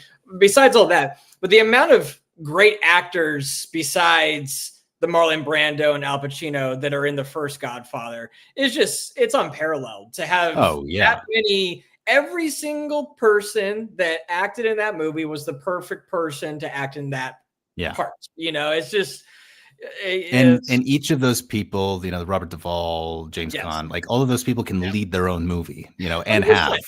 Yes. But they're playing these small-ish supporting roles, and you know, it's just one of those. Everybody knows their role, you know, and everybody is doing what they need to do for the greater good, you know, of completely bought in. I always blank out his name. John Cazale. Cazale? Is that sure. Yeah, Cazale. Cazale. Another name. Another name that I've never heard said before. So, but it could be like a Corleone situation where maybe it's said both ways. So Fredo, though, you know, like, I mean, he was in 5 movies in his life, and then he passed away pretty young, like I think early 40s. Yeah. But the 5 movies he was in, it was like 5 of the best films ever made. Incredible. You know, I just watched Dog Day Afternoon, probably. couple months ago or so. One of my like, favorites. Dude, it's unbelievable. And then Yeah. I watched Deer Hunter like a month and a half ago. Yeah. So I was really kind of just nailing his catalog through. Yeah. And he's unbelievable in every single one, man. Like he's it's crazy that it was just like 5 for 5, five films, 5 classics, then I die, like that's it sucks that he died young, but like if you're gonna go out, that's a hell of a way to go out, not bad in the slightest. So there's only a couple of the main Godfather cast left, right? I mean, there's Pacino and there's Robert Duvall, I think, is still alive, isn't he? Yeah, he is. But you're right, though. Pacino was one of the younger guys in that film. So, and and now he's like 80. Yeah, whatever. Yeah. Yeah. So like that would make sense, that, he's one of the last men standing on that entire front, which is crazy to think about. I mean, what Godfather came out in 71, 72, something like that. 72. Yeah. Yeah. So it's, over 50 years ago. But yeah, to have like nobody left is kind of crazy to think about. Yeah. Keaton would have been one of the last survivors. That's nuts. R.I.P. Diane. Yes. Thank you, Diane. Yep. Legend. Gone too soon. 79. Yikes. Okay. Last thing before we go into this horror, this Oktoberfest that we're about to dive into. Spooky season. It is, and we have some time to make up on that. Yeah. We're only halfway through. We still got time. Are you familiar with Tim Robinson's work? Yeah. Oh, yeah. 55 burgers, 55 hot dogs, 55 tater tots, 55. It's one of my favorite skits of all time, dude. That classic. Yeah. Oh, good. Like, I had a feeling it was in your wheelhouse, but I wasn't sure if you'd seen it. No, he's a genius. I love that guy. Me and my buddies quote him consistently. Good. Like I'm glad to hear that. When we're on the golf course, if we have like say like a 170-yard shot, which I'm the best golfer in our group. I just want to put that on record, but like none of us are great, obviously. So like we'll get up to the ball and be like, I want to put this on the green. I really want to, like just reference. I really want to. We reference him quite often. Yeah, he's great. I did see was Friendship. Oh yeah, okay. That was my next question. Mm-hmm. I did see that. Yeah, very basically the same comedy. It's like in each of the I think you should leave episodes. There's like one at the end that is sort of like a short film, or it's a little bit more serious. There's a few more beats than just like the some of those sketches are very just like that's what this is, and he's just doing the same thing. But at the end of the episodes, usually there's something that is a little bit more thoughtful. It's still ridiculous, but it's a little bit bigger. This just feels like a feature length version of one of those. And I really liked it. But so now the Chair Company. Have you heard of this? Have you seen this? So my dad's always looking. My dad's retired, and he's always looking for something to watch. And I saw that pop up on HBO Max. HBO? I think it's just back to HBO. Yeah. Which is good. HBO Max. Yeah, just naming it Max was really fucking stupid. But I saw that pop up the other day, and I saw who it was. I hadn't heard about it since, but I told him to watch it. I was like, "Yo, check that out." I think it was like this morning, actually. And he called me a little bit before we popped on. He was like, "Yeah, I watched the first episode." He was like, I don't even know what I saw, but I really liked it, So I read the description. It sounded weird as hell, but it's super weird, and just like all the comedic beats are just like it's so Tim, Right. His writing partner from I Think You Should Leave is involved, and the director of Friendship is also involved. So it's kind of this big team up. As they take on this series. I don't know how long the series is going to go. I'm not sure how they can make this story last a season, let alone multiple seasons, if that's the plan. A similar reaction. I don't know what I saw. I don't know why they decided to make this, but it was really funny, and it's the same, same kind of jokes and the same, Tim Robinson that you want from it. So so I'm in, I'm gonna watch every single episode. Yeah. Because there's just nothing else like it. I mean, that's what, every once in a while we have a new comedic actor that just gives us something that we haven't seen before. Right. And and he's just really good at it. And I think this is just kind of his era in a way. I mean, there's a lot of different comedians and everything, but for me, this is the guy right now. He's the new Will Ferrell, as far as like just holding down a block of time. Yeah. Like, this is mine, and like that's where he's at with that. And that's how I explained it to my dad, because he hadn't, maybe I showed my dad a couple of his sketches, over the last couple of years or whatever, but my dad wasn't familiar with the guy, know. And I was basically, that's how I described him. Like, he's like the new Will Ferrell, where it's just like, this is his era, he's running everything right now. And I was like, just check it out. Like I said, I haven't seen it, so like, just let me know what you think. And he was like, yeah, dude, that guy's hilarious. So that's funny. I'm glad my dad liked him, because I didn't know. Yeah. My dad is like typically more like, standard type comedian. Sure. No, he's not for everyone. And he's weird, sure. He's definitely off the beaten trail when it comes to a lot of other guys you can correlate him to. But his own way of processing and doing things it's phenomenal. I love the guy. I think he's great. Same thing. Similarly to Will Ferrell, they could just be sitting there and not doing anything and have a serious look on their face, but it still makes you laugh for some reason. It's just like, they're about to do something, or that, I don't know. They're just, brains work differently, and like something isn't right, or they're about to do something, and it's so funny to me. That's a superpower that those guys have. Yeah, for sure. Yeah, no, it's some weird special gift they have. I'll check it out very soon, though. I bet by the next time we record, I'll have checked out. It's only a half hour, so that's nice. I missed the half hour show. Yeah, no, totally. It's good to have a half hour show, I think, in your back pocket. Just like half hour comedy, man. I miss half hour comedies. 100%.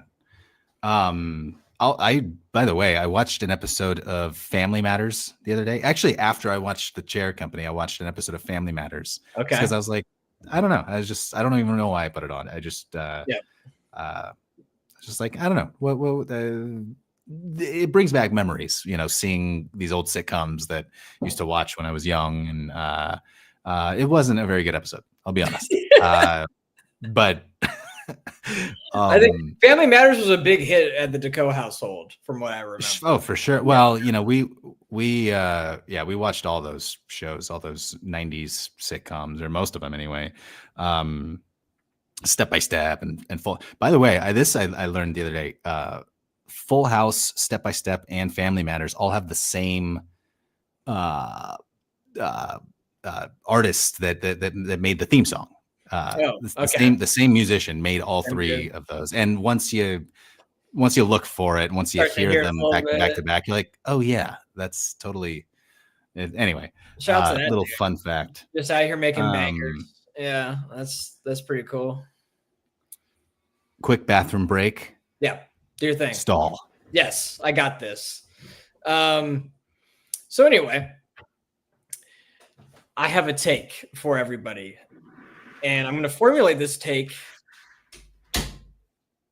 in the matter of several minutes here. So let me bring up my notes real quick. Now, I have been on a heater when it comes to watching films. Every single year in October, I only watch horror movies, one after the other. I try to get as many as I can in. This year, I haven't been doing great. I've been a little lackluster in getting one in per day. So far, I've seen 7 to 8 scary movies, and we are halfway through through the month. So that means I've been at a one every 2 days pace, which is not up to my personal standard. But I did watch 2 horror movies a couple months ago, leading up to spooky season 2025, probably about August, I watched Nightmare on Elm Street and Texas Chainsaw Massacre. And my conclusion when it comes to both of these movies is that if I were to have to fight either Freddy or Leatherface, I definitely pick Freddy. It's that simple. Because Leatherface is the scariest guy of all time, I think. So this brings us into this topic. We're just going to move into my spooky season movie list, Riley, so far. Right on. So let's do it. I was telling the people around August I watched Nightmare on Elm Street and Texas Chainsaw Massacre pretty much back to back. Nightmare on Elm Street, Texas Chainsaw. Okay. Yes, and so like I said, that was a nice little warm up and introduction into spooky season for me. And it had been a while since I watched either of those movies. I'm not the biggest Freddy guy. Like Nightmare on Elm Street is just kind of lackluster overall to me as far as like the pantheon of like the slasher god, like whoever that is. Myers is my dude, and probably same with you. There's something about that character that I just absolutely love and I find insane and creepy and stuff. Not that, Freddy's not. It's just I view him as like more wacky than like real or terrifying. Like Myers could exist theoretically, like a guy like that, this demon that feasts on your dreams is like kind of whatever, I think it's a scary concept, but then whenever I watch those movies, I think too much about it. I'm like, wait, so he kills you in the dream, then you die in real life? You die? Like, how does that doesn't make sense? I feel like I've died in dreams before. But also like, I think with those movies, after the first one, and maybe even after the second one, is when the character Freddy, I think, becomes a bit more realized in that it's kind of a comedy, like that's what they become anyway. It's where he really leans into the bitch, they overdo it and they kind of commit to the bit more in the later ones, where the first one, which I think it's a fine movie, but it's not, I don't know, maybe it takes itself too seriously. Maybe it thinks it's trying to be like Halloween, but it's not quite. It doesn't quite hit on that. Now, I would say Texas Chainsaw Massacre is far more terrifying to me. I mean, Leatherface as a character is really scary and is just huge and like, dude, Jesus Christ, bro, chainsaw swinging around. Dude, because like again, it's always like. What scares me more in horror movies is always like, is this possible? Like, could this happen? Is this figure like potentially out there, and Leatherface could be, like that. Yeah. An inbred Back Hills family, those exist. Those things are like real life things. Are they cannibalistic? I mean, maybe that exists, but it's good. Theoretically possible. Cannibals exist. 100%. Like it's a very plausible thing that there's somewhere in the United States of America that situation is a real life setup, and like you said, he's big as fuck. He's unstoppable. The concept of just like swinging a chainsaw around like it's a piece of paper, terrifying. The mask itself, gross. And it has one of the most unsettling scenes I've ever seen in a horror film. And it's the dinner scene at the very end of the film when they're eating rotten meat and everything. And I read about the filming of that. And they said the entire cast and crew were throwing up in buckets the entire time because it was filmed in Texas. It was 100+ degrees. The humidity was crazy. And that meat was legitimately rotting all around them. And the smell within that room was... some of the worst stuff you could ever smell in your entire life. So like that's a like very real thing that those poor actors and crew had to like sit through. So like as gross as it looks on There's screen, no acting there. No, it was grosser in real life. Yes. Yeah. Like as bad as it was on screen, it was worse in real life. Leatherface is the man, and he's absolutely terrifying. So now, as far as movies I've actually watched this October, we're going to go through the list right now. Here we go, baby. Okay. Last year I ran through a bunch of the classics. I think I did actually watch Nightmare on Elm Street last October. But it was more like the standard, like old school joints. I watched Carpenter's The Thing. I do too.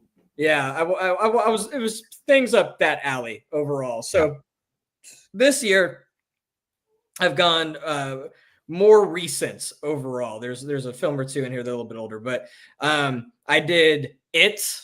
That was the first one I started with, October 1st. I watched It. The original. The new age. The new one. Okay. The new aged It. I did actually watch the miniseries as well. Oh. But Welcome to Fairy, or what is it? It's something like that. Welcome to Fairy Town. Are you talking about the TV show that's coming out? Oh, is that the new one? Is there Amazon's doing an It TV show that's coming out? Oh, that I think that's what I'm talking about. Yeah. What were you talking about? There's a mini series that they did. I think it's a 4-parter, but it's on Max right now, and it's just like 1 3-hour film, basically the way they chopped it up for Max. And when did that come out? Like the 90s, I want to say. Oh shit! Oh, yeah, okay. Yeah. I don't even know what you're talking about. So the mini series is the way the story's told is it cuts back and forth to where they're adults back to children, back to adults, back to children, and it's not linear. It jumps back and forth, and it's a very like.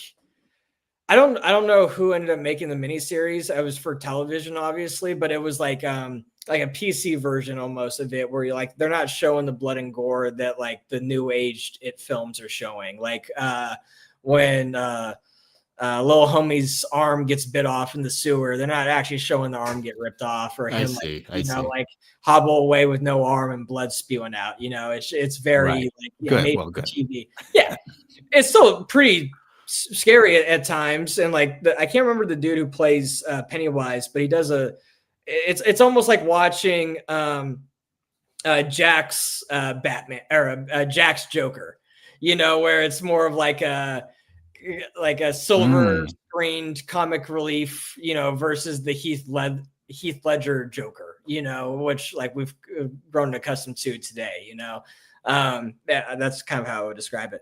But so yeah, I watched It and It Too. I watched both of them.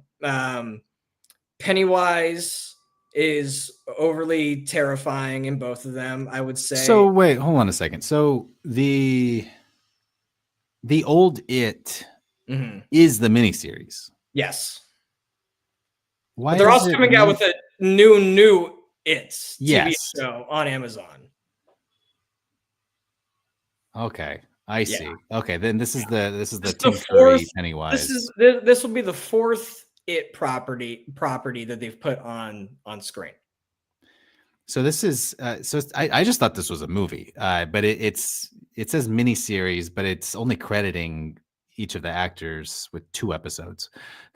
So really mini. Okay. Interesting.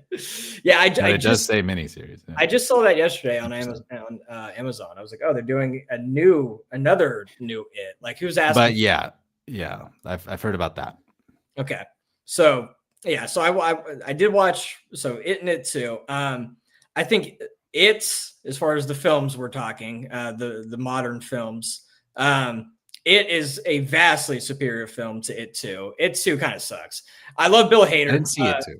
Yeah, it's not good. It's the horror of it is like, it comes from the fact that it's kids fighting this demonic entity, and like when they're adults, it's like the bit is like they kind of have like their memories wiped, so they don't even like really like remember everything about. So there's a bit of a time jump here, and they're like so Pennywise resurfaces every like 27 years or something like that is how it goes. So they fight him as kids, and then 27 years later comes, or whatever the number is, and they basically all have to go back to that little town in Maine and fight him again. You know, like finish him off once and for all is how it goes. And that's how the book went too.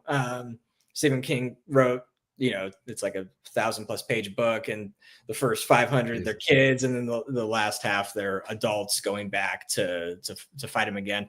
So it just doesn't work as well because it's, you know, like no, that totally makes sense. I mean, the kids, you know, that's that's what makes a clown scary is you know that it's that it can, you know, harm kids. Right. Yeah. So like it just otherwise. I don't think clowns are that scary, but I probably used to. I've never really. Well, clowns kind of creep me out generally, but I've never really seen a clown that I'm like, oh, I can't beat him up. You know, like I feel like I could beat up any clown that I've ever seen before. So like at the end of the day, it's like I'm not that afraid of you. You know, like if I feel like I could physically overpower you, then I'm probably not like overly afraid. Leatherface couldn't overly, you know, I couldn't overpower Leatherface. Leatherface is gonna fuck me up, you know. But what about what's his name? John Wayne Gacy. That's kind of a big guy. That guy is terrifying. Now he's killed like 12 people. Yeah, no, that dude's pretty scary. The killer clown. Yeah, John Wayne Gacy. Leave him in a crawl space buried like John Wayne Gacy. Yeah, no, that fool is terrifying. I've rhymed that before. That wasn't off top. But I'm sure. Yeah, but triggered something in you. It did. Yeah, 100%. Yeah, I had a scheme off him before. But you're right. Like I guess certain situations, but overall, like not too afraid. No, I agree. But yeah, so it won very good. It too, not. I wouldn't recommend. Watching it. So, the third film. I have to see it now. The third film I've watched for spooky season is probably my all-time favorite. I know it's one of your all-time favorites as well. I have to watch it every October. Hereditary. Now it's a modern horror classic. It helped reinvent the genre as we know it today. I think it's one of the greatest horror films ever made. Every moment in it is heat rock. Like it's at your face the entire time. The writing is unbelievable. The story itself, the way it's shot, from the very opening shot of it, you know, slowly focusing in on the miniature house that the wife has built, and then that turning into the son's room, you know, and the dad walks in and is instantly like, "Hey, get ready, you know, your grandma's dead. We gotta go." What an amazing transition that is, dude. Also, so good. That's top tier filmmaking. And just how eerie and unsettling it is from the jump, and then it just carries that tone throughout the whole movie, dude. And it's one of those movies that it gets better every time you watch it back because you're picking up things that you didn't catch before. You're seeing the members of the cult in the background. You know, you're seeing how the woman lures the mom into like basically the trap of setting her up to talk to the undead. You're seeing all these little things that you didn't see the first time.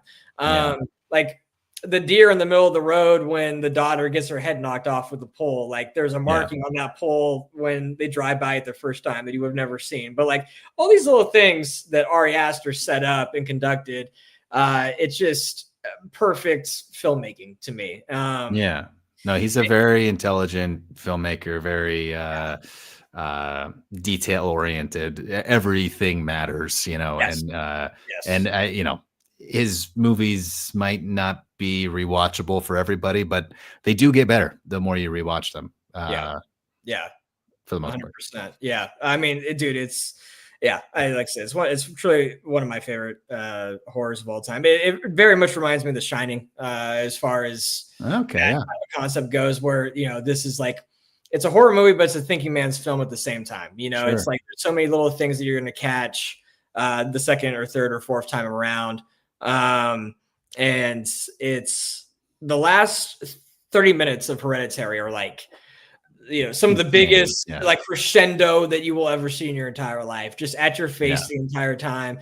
As soon as the mom is like, telling the dad, I need you to set this book on fire. And he's like, okay, whatever, crazy lady. Like, I got to get away from you. I'll do it. And he takes that book and throws it in the fire, and his entire body just combusts. From that moment on, the entire film is just at your throat, dude. There's no stopping.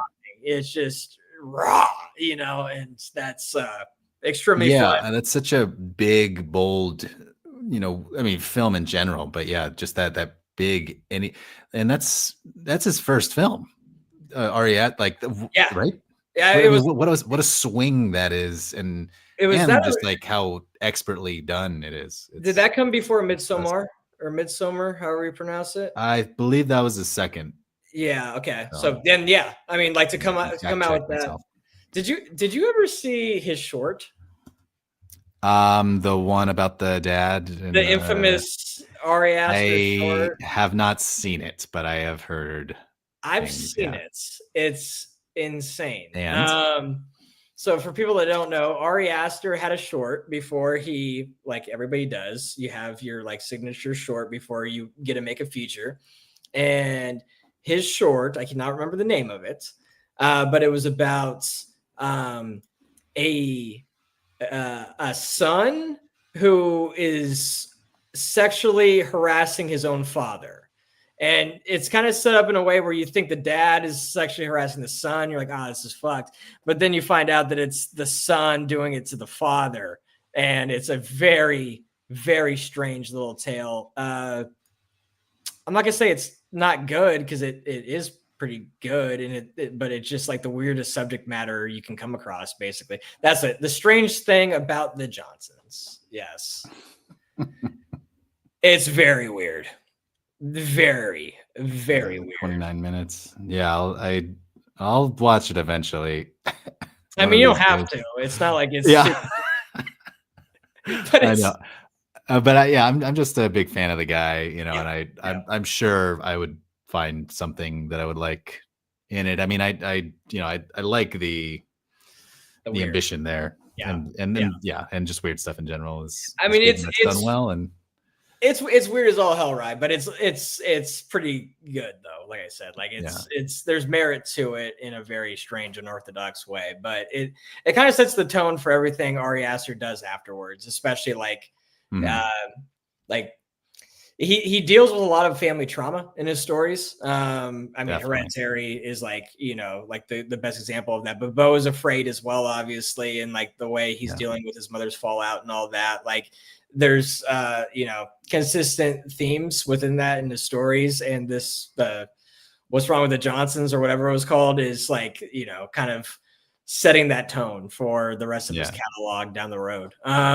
But it's, again, if you never see it, it's not like it's gonna kill you. It's weird as fuck. Unfortunately, I have to go to the bathroom again, so good luck.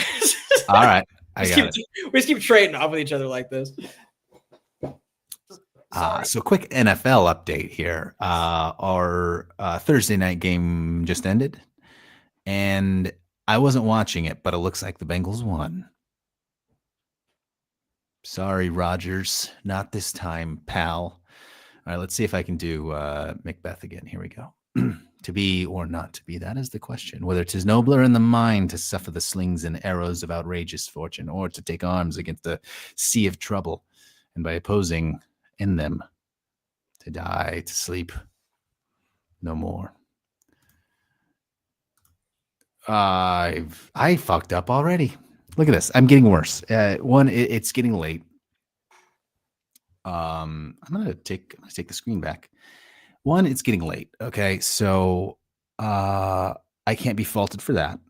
Two, I haven't practiced it in a long time, so don't come at me about that. And three, shit, is there a third reason? No, there's not a third reason. But I promised you earlier that I will get it at some point, and I'm a man of my word. I will make it happen. I will make it happen here live. And that is a Riley promise. So anyway, He's listed a few of his recent horror watches. I watched one recently. I'll catch him up to speed in just a moment here. Let me pull up my letterbox.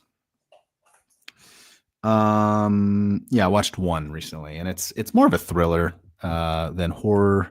It was the James McAvoy film from last year, Speak No Evil. Remington, have you heard about that one? He's not here. Oh yeah, he is. There he is. You heard of the film Speak No Evil? I have heard of it. It's a remake. Yeah. Oh, maybe came out last year. James McAvoy. Like McAvoy. I haven't seen the original, but it's one of those movies where everyone's like, "Oh, that movie sucks. The original is so much better." And it's like, don't even waste your time watching that stupid. Sure. Whatever. I haven't seen the original, but this movie wasn't that good. No. It's okay. Like it's not. I wouldn't say definitely don't watch it. Like there's some interesting stuff in there, and the acting is good all around. But there's a lot of those moments where you're just like, why is this character so stupid? Why, there's so many opportunities for you to get away. Just go, just get the hell out of there. They never do. But they never do. And whatever. They win in the end. Spoiler. Okay. All right. Good enough. But that is the only spooky or somewhat spooky film that I've watched this month, but that will change by the next time we talk. We're halfway through October already, so you better get on game. I got a lot of ground to make up. Yeah, 100%. I'm not even doing that well overall. So one of the new movies I watched, so after Hereditary, I watched, again, I'm just butchering words this entire episode. This is the fourth time I don't know how to pronounce something. The new film, I never even heard of it. I just saw it on Max and I clicked it because it looks spooky. It's called The Curse of Lorana. Lorana, Llorana. I've heard of this. Yeah. It wasn't good. I don't even really want to spend much time talking about it because I just didn't really dig 90-minute at all.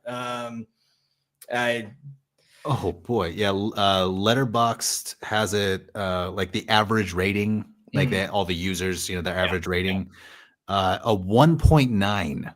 That's one of the lower scores I've seen out of 5. 10 or 5? That's it's out of 5.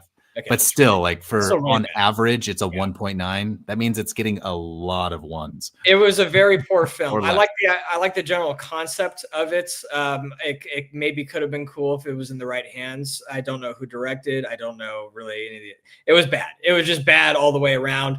I'm just not going to talk about it because it just sucked. The one thing I'll put on it, one of the director also did one of the Conjuring movies. Okay. It's called The Devil Made Me Do It. Okay, so that's a 2021 Conjuring movie.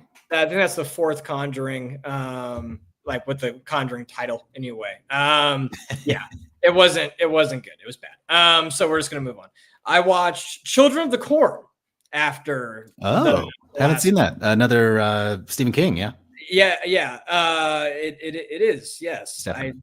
I forgot that it was, but you just rang that bell. But yeah, it's I've always liked Children of the Corn. It's very freaky. Again, kids, right? Like there's something unsettling always about putting kids in horror situations, or in the case of Children of the Corn, them being the horror themselves. Like they are the everything that is scary about this movie is from a child, a demonic bastard of a child in this weird cult that they're in.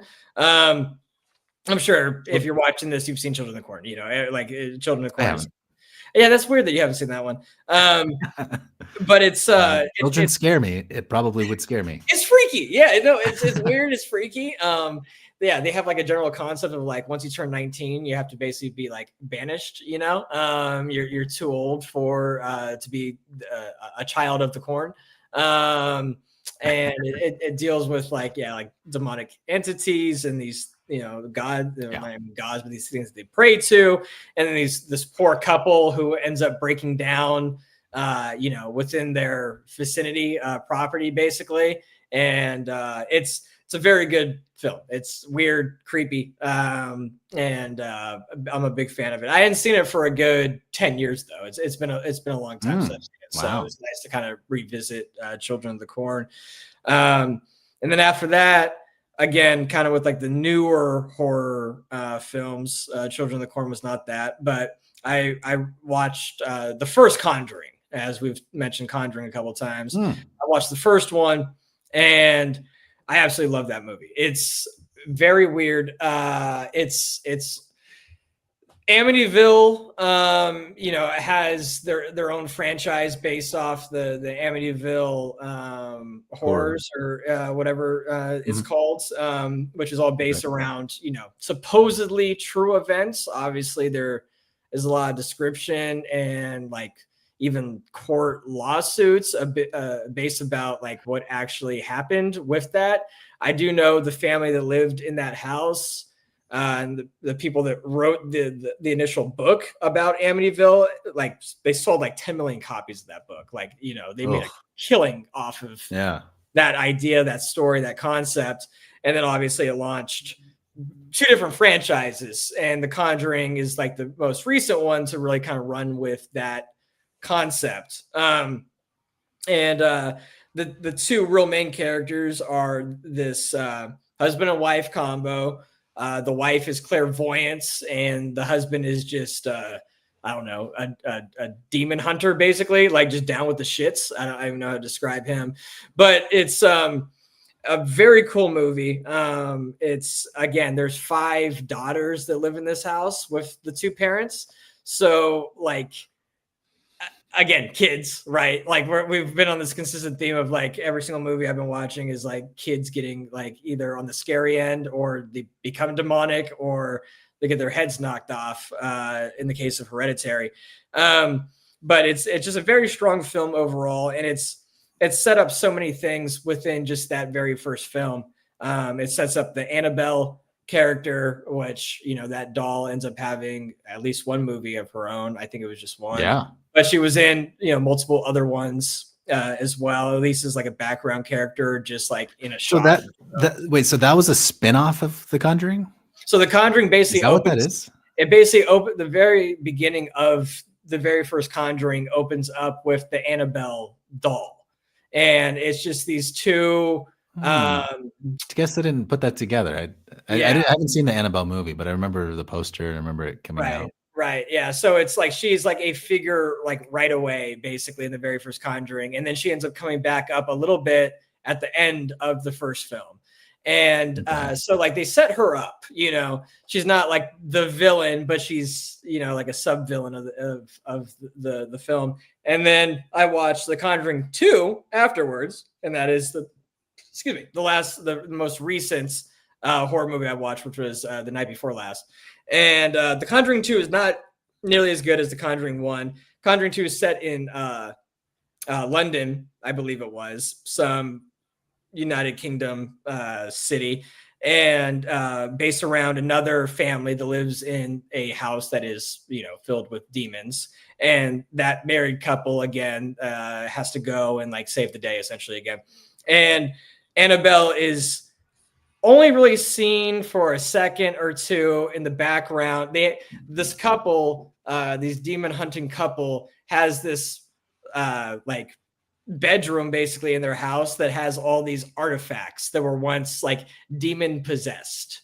And they keep them all there because they think it's like the safest is like if they hold on to it and they just like lock them away, as opposed to them just being floating around the public. Because if you touch them, that demon come out and like latch onto you basically, and then you're fucked.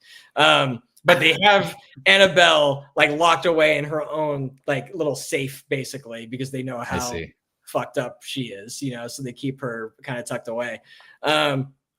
Again, that one's not nearly as good. It's creepy, it's freaky at times for sure, but as far as like an actual film in totality, it's not nearly as strong as the first Conjuring. But both of them were good movies. I do like the second one. It's just not nearly as good as the first. So that's I I saw the first. I think I've seen the first three of them. I can't say I remember them very well. Yeah. So some of that first one is coming back to me, but I remember I saw the third one in theaters in Folsom, and but yeah, I just I think it must be the sequels. I'll go back and watch the first one, but it's a good movie. It's overall, there's a pretty it's kind of it's pretty slow. I think these other ones anyway. So I don't know. It's I like a little bit more energy, I guess, to these. But again, I don't totally remember these. This is just how I remember it. No, I would definitely say that about the second one. You know, it's kind of just like you could tell it's a remake. You know, you could tell they're trying to capture the magic of the first one again. You know, and it just it's a very hard thing to do. But I do think the first one's a very strong film, and like the way it's told, and like the way that they like kind of continuously cut and set up like the side plots of the film for them to kind of reemerge at the end. It's good storytelling overall. So I do think that has a lot of validity to it, the first Conjuring. But yeah, number two, it doesn't hit for me as strongly as the first one, for sure. Okay. It's kind of, whatever, it kind of stops. Have you seen all of them? No. Plenty I haven't seen. I haven't even seen Annabelle. Yeah. She kind of freaks me out, so I don't know how much I actually want to go watch that one. But she's like an extremely popular figure within that universe, so I think they were like, yeah, we eventually have to make something about her. It's a prequel, I know that, to the original Conjuring, which makes sense because she's already like in custody by the time the first Conjuring takes place, as far as the main plot goes. But they never show how they like kind of get a hold of her. But she is a strong demonic force. I do know that. So there's also this what the hell? Wait, so the Nun? That's also so is the Curse of La Llorona, is that in the same universe? I don't think so. Well, let me show you what I'm looking at here. Now this is just somebody on Reddit. So we'll have to look a little bit deeper here. No, Reddit's completely trustworthy 100% of the time. Don't worry about it. But check this out. So this is saying the preferred way to watch them. So if you wanted to watch it in chronological order. Oh, 19. Oh, it takes place. I guess it is. Yeah, these are the years it takes place. Yeah. So according to this, starts with The Nun. There's 2 Annabelle movies, The Conjuring, and then Annabelle 3? There's a third one? Annabelle Comes Home. Have you heard? Is this? I do remember there being 2 Annabelle, or there's 3 Annabelles. I do remember at least 2. I've never seen any of the Annabelles, so I don't. Yeah, Annabelle Creation, Annabelle Comes Home. Yeah. Yeah, I don't even know. Annabelle 1 was in 2014. So Annabelle was directly after the first Conjuring. Oh, okay, yeah. So you see the release order right after that. Okay, that probably makes sense because they were setting her up That's like crazy. big time in the first Conjuring. Like they took their time with her, so that does make sense actually. But yeah, I didn't even know it was part of the same universe. I had no idea. I wasn't really paying attention to the very beginning of it, so maybe there was like a title screen that I missed with some like pretext to that, and then I kind of stopped. I started losing interest, so I wasn't watching for focus because it just sucked. But I don't. I don't know. Maybe the demon hunting couple were in there, and I don't even remember all of a sudden. Well, yeah. So I was pretty high when I was watching. But I don't think when I first. Like I was just looking at the Conjuring, the Letterboxd page, and just looking at the cast and everything. Vera Farmiga, the lead actress, I just tapped on her just to see what other movies she's done and to see how many of these Conjuring movies she's in. She's in all the Conjuring movies. But then I saw, there's the Nun movie, there's the Annabelle. So I was just thinking like, oh, she's just like, this horror darling. Yeah. Which she is, but but no, all those fucking movies are related. She's playing the same character, so it's a smaller Right. roles, I Yeah. guess. They're just doing within the that. same thing. So the Nun, I think the Nun is probably, I don't know if that's like, let me look at this real quick. If that's the ghost thing from Conjuring 2, it might be. So the Nun, in according to the release order, Yeah. is the 5th movie. So 2 Yeah. Conjurings and 2 Annabelles before we see the Okay, Nun. so the Nun then. So I'm looking at the picture now. So yeah, for sure. That is like the main demonic force in The Conjuring 2. So basically, what they did was they set up Annabelle in Conjuring 1, the concept of her, then made offshoot movies of her, and then they set up the Nun concept in Conjuring 2, and then they made offshoots of her as well. So that's basically how that went. It must have. Wow. Yeah. I'm learning.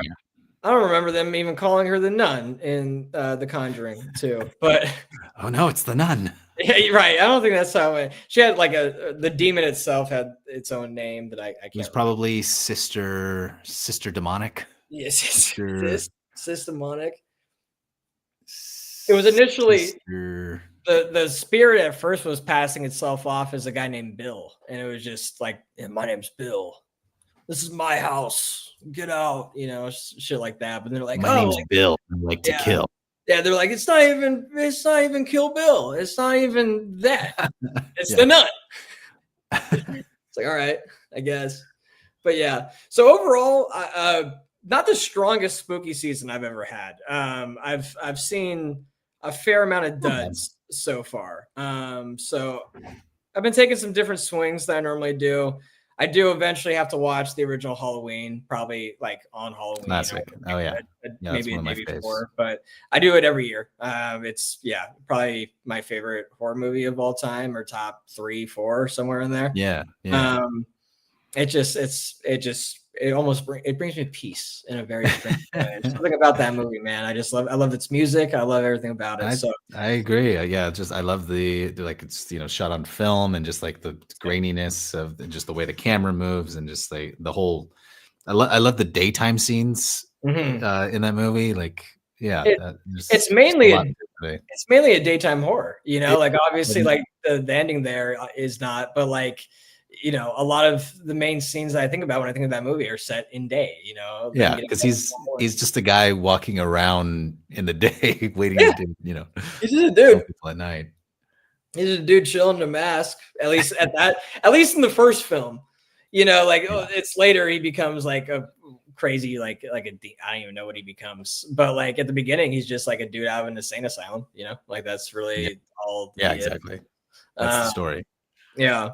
Yeah, obviously he's got like crazy strength and shit, but like him on top of the car, and like beating the glass in and all that stuff. Like, I don't think I could break a glass car window punching down on it like that too easily, but he just shatters it. So, I'm gonna have to watch that one, and I do have to watch The Shining at some point. That's the other one I was watching in October. Yeah. It's probably my actual favorite horror movie of all time. It's probably The Shining. So same. I have to run that back. Again, kids, there's some terrifying little bastard children in it. Kids are scary. Yeah. That's a big part of that movie. Yeah. And then that Jack guy does pretty good too. He's a pretty good actor. Yeah. He throws down one of the greatest performances in a horror film of all time, and directed by Stanley Kubrick. That's good. Anytime you could have gotten one of those, it's pretty solid.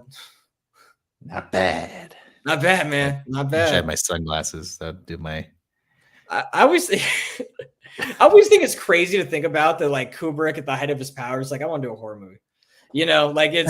Most directors don't do that. None of them do. None of the greats, are just like, I'm gonna, go shoot this crazy ass. But of course, it's that's like the most psychologically like thrilling horror movie you can think of. He's still gonna do Stanley Kubrick stuff to it, But it's got to be dynamic. It's got to be deep. It's got to be have all this other stuff attached to it. It just makes me wish a lot of the other top dogs in history would have like done that. It's like, let me see what your movie looks like. It's a good what if, like like a Coppola. We were just talking about him. what if he went, you know, I guess Apocalypse Now you can kind of look at as a horror That's film. scary. Yeah, like I guess you can, but Totally. you know, like Cooper said, this is my horror movie. You know, if they all did that, you know, like, okay, this is mine. You know, let's see how this plays out. I wonder if Tarantino could do a horror movie. He absolutely could, you know, and that was gonna be the next thing I brought up is like, and he had that B movie run, which was like a horror adjacent, you know. That's true. Yeah. You know, Death Proof is sort of maybe the closest that he got to that. Yeah. And you know, not Dawn of the Dead, Jesus Christ, the vampire joint. From Dusk Till Dawn. From Dusk Till Dawn, thank you. Yeah. You know, like that's I wouldn't really classify as like a horror film, but it's definitely horror adjacent. It's got some freaky ass scenes and like his character vampires. Or even, you know, his scene when he kills that woman when his brother played by Jesus Christ, Clooney, you know, steps out for a second, and then like the way that's filmed, and like the way it chops around that room, and her body like, this guy's fucked up. Like these guys are, exactly. So like, there's definitely some like horror elements to it, but like, it's not like he went into that, and well, he didn't direct it also either. But like, it's not like he went into that being like, this is my horror movie, you know? But or even the other one, Death Proof. Not Death Proof. The one with the woman with the machine gun in her leg. Planet Terror. Planet Terror. Yeah, more Rodriguez, I guess. Right. But it was their like little B movie pack that they did, you know, together. So it's like I kind of all put it in one umbrella. Yeah, but like, you know, that one too, you know, again, it's kind of it is a horror, that one, I guess, actually you would say. But like, we never had the Tarantino like this is my horror, you know, this is my horror film, and crazy as fuck and scary. He's never done that. Even like a Fincher, I would have loved to see, you know. He could. He's great at suspense, you know, like he's great at suspense and building tension and things that are needed within a horror movie, you know, like he's got all. I mean, his movies, there's scary stuff in his movies. I mean, like, absolutely. I watched Gone Girl pretty recently. I've seen that movie. Gone Girl, but 7. Sure. 7 is terrifying at times too. But like the Gone Girl scene when she's slitting again. Neil Patrick Harris. Patrick Harris. This is so bad. when she's slitting his throats there at the end, you know, and they're having sex with each other, and all of a sudden it turns into like just like shot black screen of him dying and struggling and bleeding out. That's pretty terrifying. And then shocking. Yes. And like the psychological aspect of her afterwards, like, you know, like, or I guess it was like beforehand, but like her like putting the wine on her nightgown, you know, and like simulating you know, a bad thing that a man does to a woman. YouTube probably has protections on that word. But like, you know, her having the wherewithal and you know, like just pure cunning thought process to pull something like that off, that's terrifying stuff, you know. So that's psycho. Fincher could have done great, you know. He could have easily have done something that's really good. Zodiac also, you know, the way he builds tension in that film when the killer is there, like when they're on the lakefront and stuff like that, and they're like, hey man, you know, like, you good, you know, and he's just staring at him, and you know, it builds, you know, and he's very good at that. And that's probably like the most important skill when it comes to making a horror movie, is like building tension and suspense. But yeah, they don't do it. I don't know. He made Mank instead, which I like, but what if he gave us a horror magnum opus, you know? That would have been cool. I would have liked that better, but that was I guess that's sort of a personal film for him. It was very. His dad wrote it, so he's like, I gotta do this for Pops, which fair. You're doing for yourself. Yeah. Fincher's just a top tier nepo baby. Actually, it's fucking sick. His dad wrote Mank. His dad wrote stuff. He wrote Mank, man. But yeah, I love Fincher, so I'm not here to hate him. He's one of the best. The Finch man. Yeah. Or even what was the one he did? God, again, blanking. The safe thing, like it's the Panic Room. Panic Room. Thank you. You know, Yeah, like Jodie Foster. that Yeah. has horror elements to it as well. You know, like Sure. Yeah. there's you know, you kind of build a thread through most of his movies. But he's again never I committed. mean, it's the same themes that we look for in horror, right? The suspense, the what's going to happen next, edge of your seat, like, Right. and the uncomfortable moments, and it's not uncommon to find a psychopath in a Fincher movie, Yeah. So, it seems like everyone, if you really think about it, actually probably has one. Now that I'm going through the list in my head, yeah.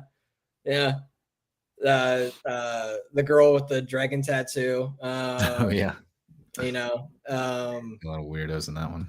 Yeah. No, his list runs pretty deep there, actually, now that I'm thinking about it. But yeah.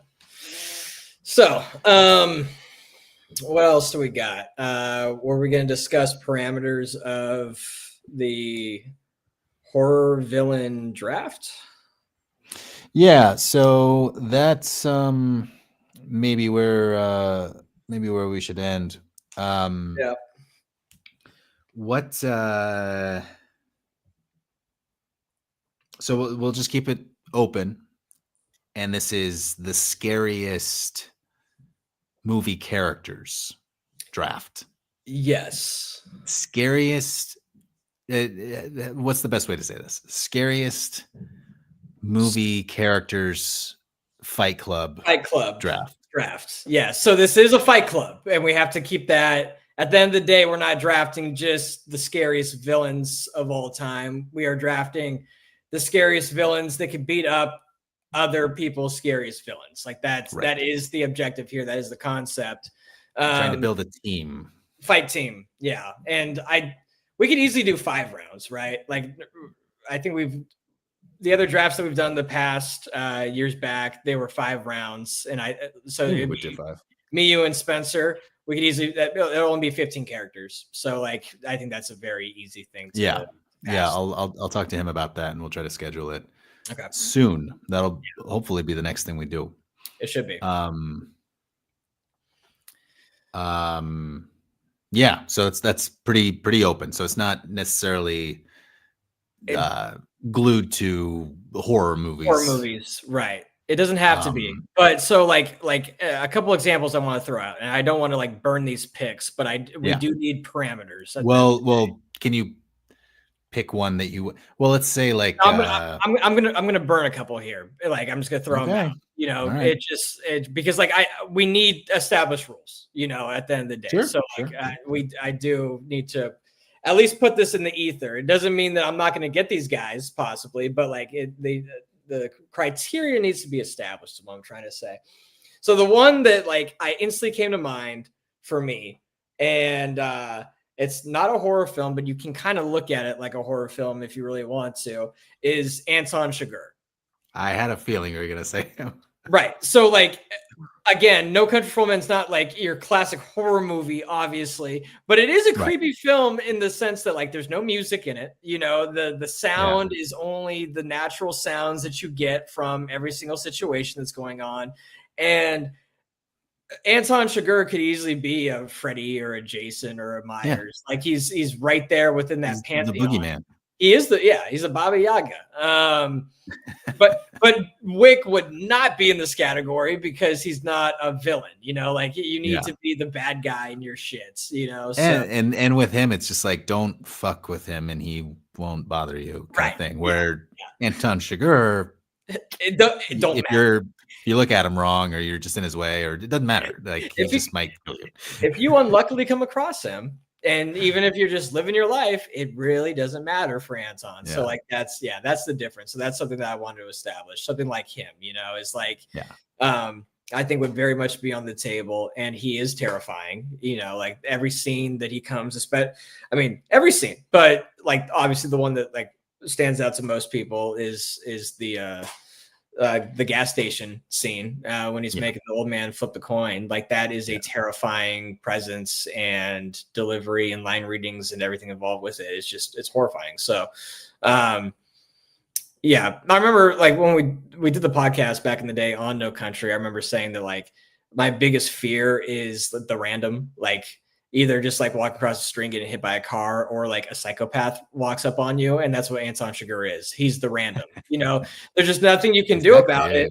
If a psychopath walks up on you and wants to kill you and just decides this is a guy I'm going to kill, that's terrifying to me. That is like the most. It can happen to any of us at any time. Right. That is just the scary, just knowing it's just bad luck. Right. Just knowing that random evil is out there, that is a concept that exists, is terrifying to me. So, and like an Anton would be on the table. But like this is, what would you say about like a Darth Vader?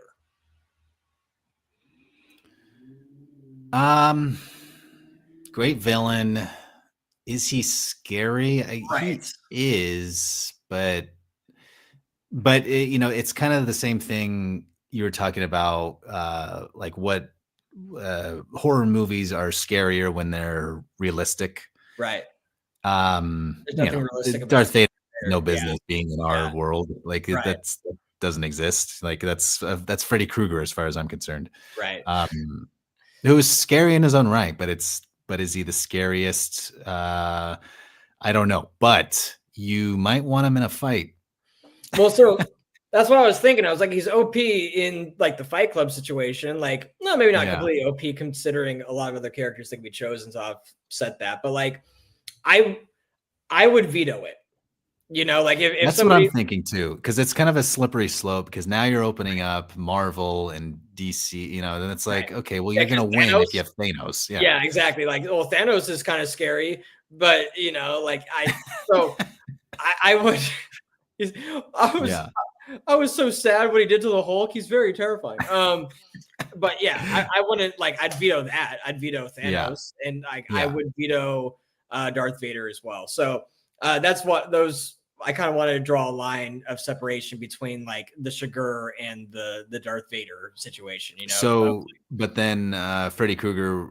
What's the rule on that? That plays. Freddy plays. That's a horror. Freddy plays. That's a horror villain. That is one of like the top echelon, standard figures when we think of a horror villain. Freddy Krueger comes to mind exceptionally fast. Jason Voorhees comes to mind exceptionally fast. Myers comes to mind exceptionally fast. Like those are the prototypical, slasher horror villains. So the big thing, I mean, I just like, how do we make it a hard rule for those guys? I mean, we could just say no superhero or Star Wars.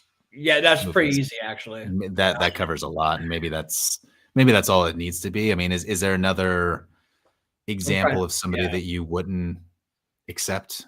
Yeah, I'm trying to think. I do think it would be like, again, a veto situation. Like I think we have to have a veto format put in place. What about Potter? We shouldn't say his name. What's Voldemort? I messed up. I shouldn't have said it. We're not supposed to say his name. That's right. Yeah, like see, that's a good example too, because there's some freaky ass Voldemort scenes. He's scary. Yeah, he's scary to look at. Yeah, he's got no nose. He's looks like a snake. Yeah, he's a terrifying villain. But I would veto that though. Yeah, I'd veto the Voldemort.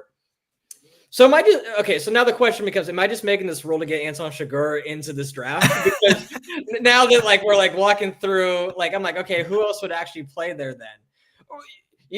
Actually, somebody that I would is Amy from Gone Girl. But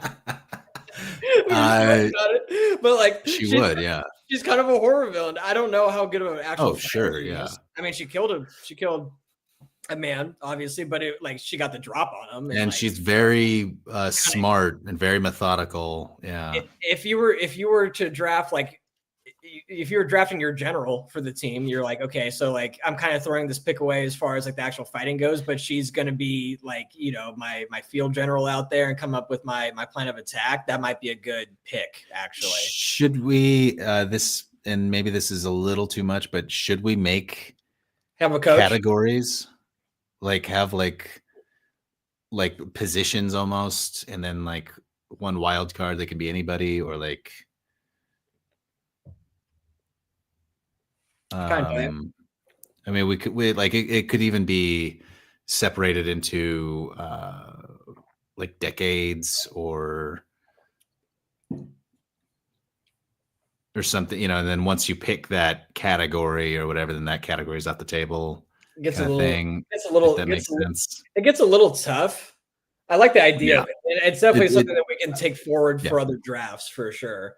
But like, you know, if there was like a 60s category or something, it's like we're all fighting over Psycho, you know, or like the mom from Psycho or whatever. Yeah, we probably wouldn't do we could do 70s, we could do 80s. Yeah. Yeah, but yeah, that would definitely require more thought to like. Yeah, we're probably not going to put categories as broad. Yeah, broad enough to fit those guys. So yeah, probably not then. Probably not. I'll think on it, but I don't. Yeah, probably not. Have you ever seen? Go ahead. No, you go. Well, I gotta look it up real quick. So you go ahead. To be or not to be? No, I didn't have anything. I was gonna try to bullshit because I felt a pause coming. Right. I don't like pauses. Oh God, what is the name of this damn movie? Oh, give me a second. Hold on. Oh no. Oh. I can't even think of what to Google. You don't even know how to Google it. Yeah, isn't that fire? I do. Actually, I do. I totally do. Give me. I can backtrack this because I can't remember the name of the main Rooker, Michael Rooker. Oh yeah. Have you ever seen his early film, Henry: Portrait of a Serial Killer? No, I haven't, but I would like to. It's it's short too. It's an hour and 23 minutes. So like that's nice.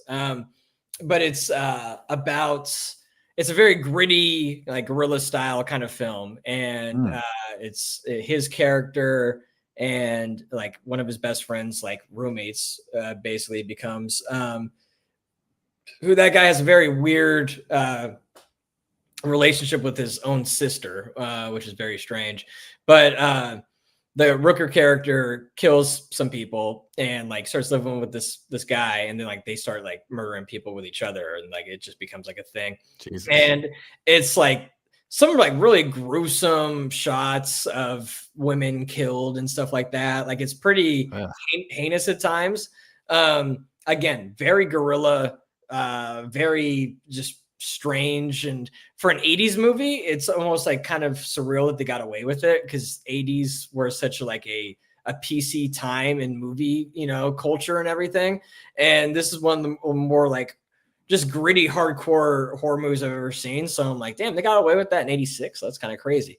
But like like his character is on the table, you know, for this. Like again, he's only a man, so how are you trying to like pick that guy versus like a Myers, who is like a unstoppable force of nature, you know? But like he racked up bodies in that movie, so he has to have some skills. Yeah, you know, he can help. And that's over half the battle with these drafts is that you just have to build an argument. Yeah, exactly. That's all you're trying to do is create a narrative that's on your side of things at the end of the day. Yeah, 100%. Yeah, exactly. But yeah, it's definitely a film worth watching. I like it. But yeah, it's pretty weird all the way around. Nice. Yeah. Any other ground rules with this draft? I mean, that's pretty. Oh, how do we? Is it snake? Always snake. Yeah, we always like snake. Yeah, always got to do snake. Yeah. And do we want to like flip a coin for first? We could do one of those random pick generator things, like sure, or whatever. Yeah, we'll probably do that. That's a good visual for our viewers. Exactly. Yeah, and you get to get excited. I called them watchers earlier. Remember that? Yeah, I like watchers actually. Yeah, watchers? You just watch. Yeah. Just watch. That's what you do. Watchers. We talk, you watch, dude. I don't like not that we have any fans, but like I don't even like the term fans. So like can we You'll call never have any fans. You'll If never we- be Kaisenet. You'll never do it, kid. Hey, kid. What did I tell you before? It's your second episode. You have no viewers. You'll never make it. You'll never make it, kid. It's like, dude, Yeah, you figured out how to go live. All right, I'll give you that. you're stuck now here. Now you're stuck going live forever. Over and You'll over. never have any watchers. Never. Yeah. Just That's me. that's what we call them in this biz, the watchers. Yeah, except for me. I watch every episode. I watch every second what you're doing just to make Stop sure. watching. Just to make sure you're not winning. I thumbs down every video you've ever made, kid. You son of a bitch. I was there for Chucky and Lucky. I thumbs it down in the audience. I was just giving it a big thumbs down. The huge downer. Just in the front go, boo! Yeah. Just hating. Ooh. You're kind of fire, actually. Yeah. No more parameters do I have. Like I say, yeah, we'll do like the wheel spin or whatever. Okay. Decide the order. We'll do Snake. I'll talk to Spencel. Yeah. And we'll get him on this. Yeah, let him know. We're back to doing movie drafts. And we can also just like cut that section out and like post it as an actual YouTube video as well, Just the draft itself. Yeah. Yeah. Like, I think that makes sense. Yeah, like its own thing as opposed to just a line. Yeah, so we do that. Yeah. But yeah, all right, dude. Got anything else? No. I had a couple other things, but they're not specific to this episode. I think we can we can save it. Yeah. Next time, we're the 2.5 hour mark. Is that our? Yeah, it's limit? probably. I mean, we've the fact that we've done 2.5 hours both times is pretty good. Like that we've been. I know, that's the thing. Like when we started doing this, like the first 20 minutes went by really fast, and we were like still on the first thing. Yeah. These do go by very quickly. Yeah, because I just looked at my phone. And I was like, oh, dude, it's already past 9. Like, so it's almost 9:30. Yeah, we've done well. All right. Maybe Sunday. All right. Maybe Sunday go live. I know Sundays aren't. Yeah, maybe. No, I could maybe make that work. Don't even need to do a Spencer necessarily, but like if we can, that'd be cool. But if not, like that's fine too. It'd just be me and you again, and then maybe like next Tuesday, Wednesday, we get Spencer. Yeah, definitely. By then, I'll just see what he can do and of course what he's willing to do if he's willing to do it. If not, we get our watchers on him. We'll have our watchers bully him. I would love social media. The main reason I want some sort of watcher base is because I want to be able to like wield them. I want to be able to like sick them on people. That'd be point so and attack. Just my and not anybody else, like just my own friends or stuff like that. Like that'd be a hell of fun. Right. Yeah. You wouldn't send them towards a government building or anything like that. No. Or like just individuals I don't know. I just like wanted like mess with my own friends and people. That'd be really fun for me to be able to do. So, all right, sounds good. Be in touch and watch movies. Isn't that what I used to say on the old show? That's what I was looking for. Yes. Watch movies, man. We'll see you.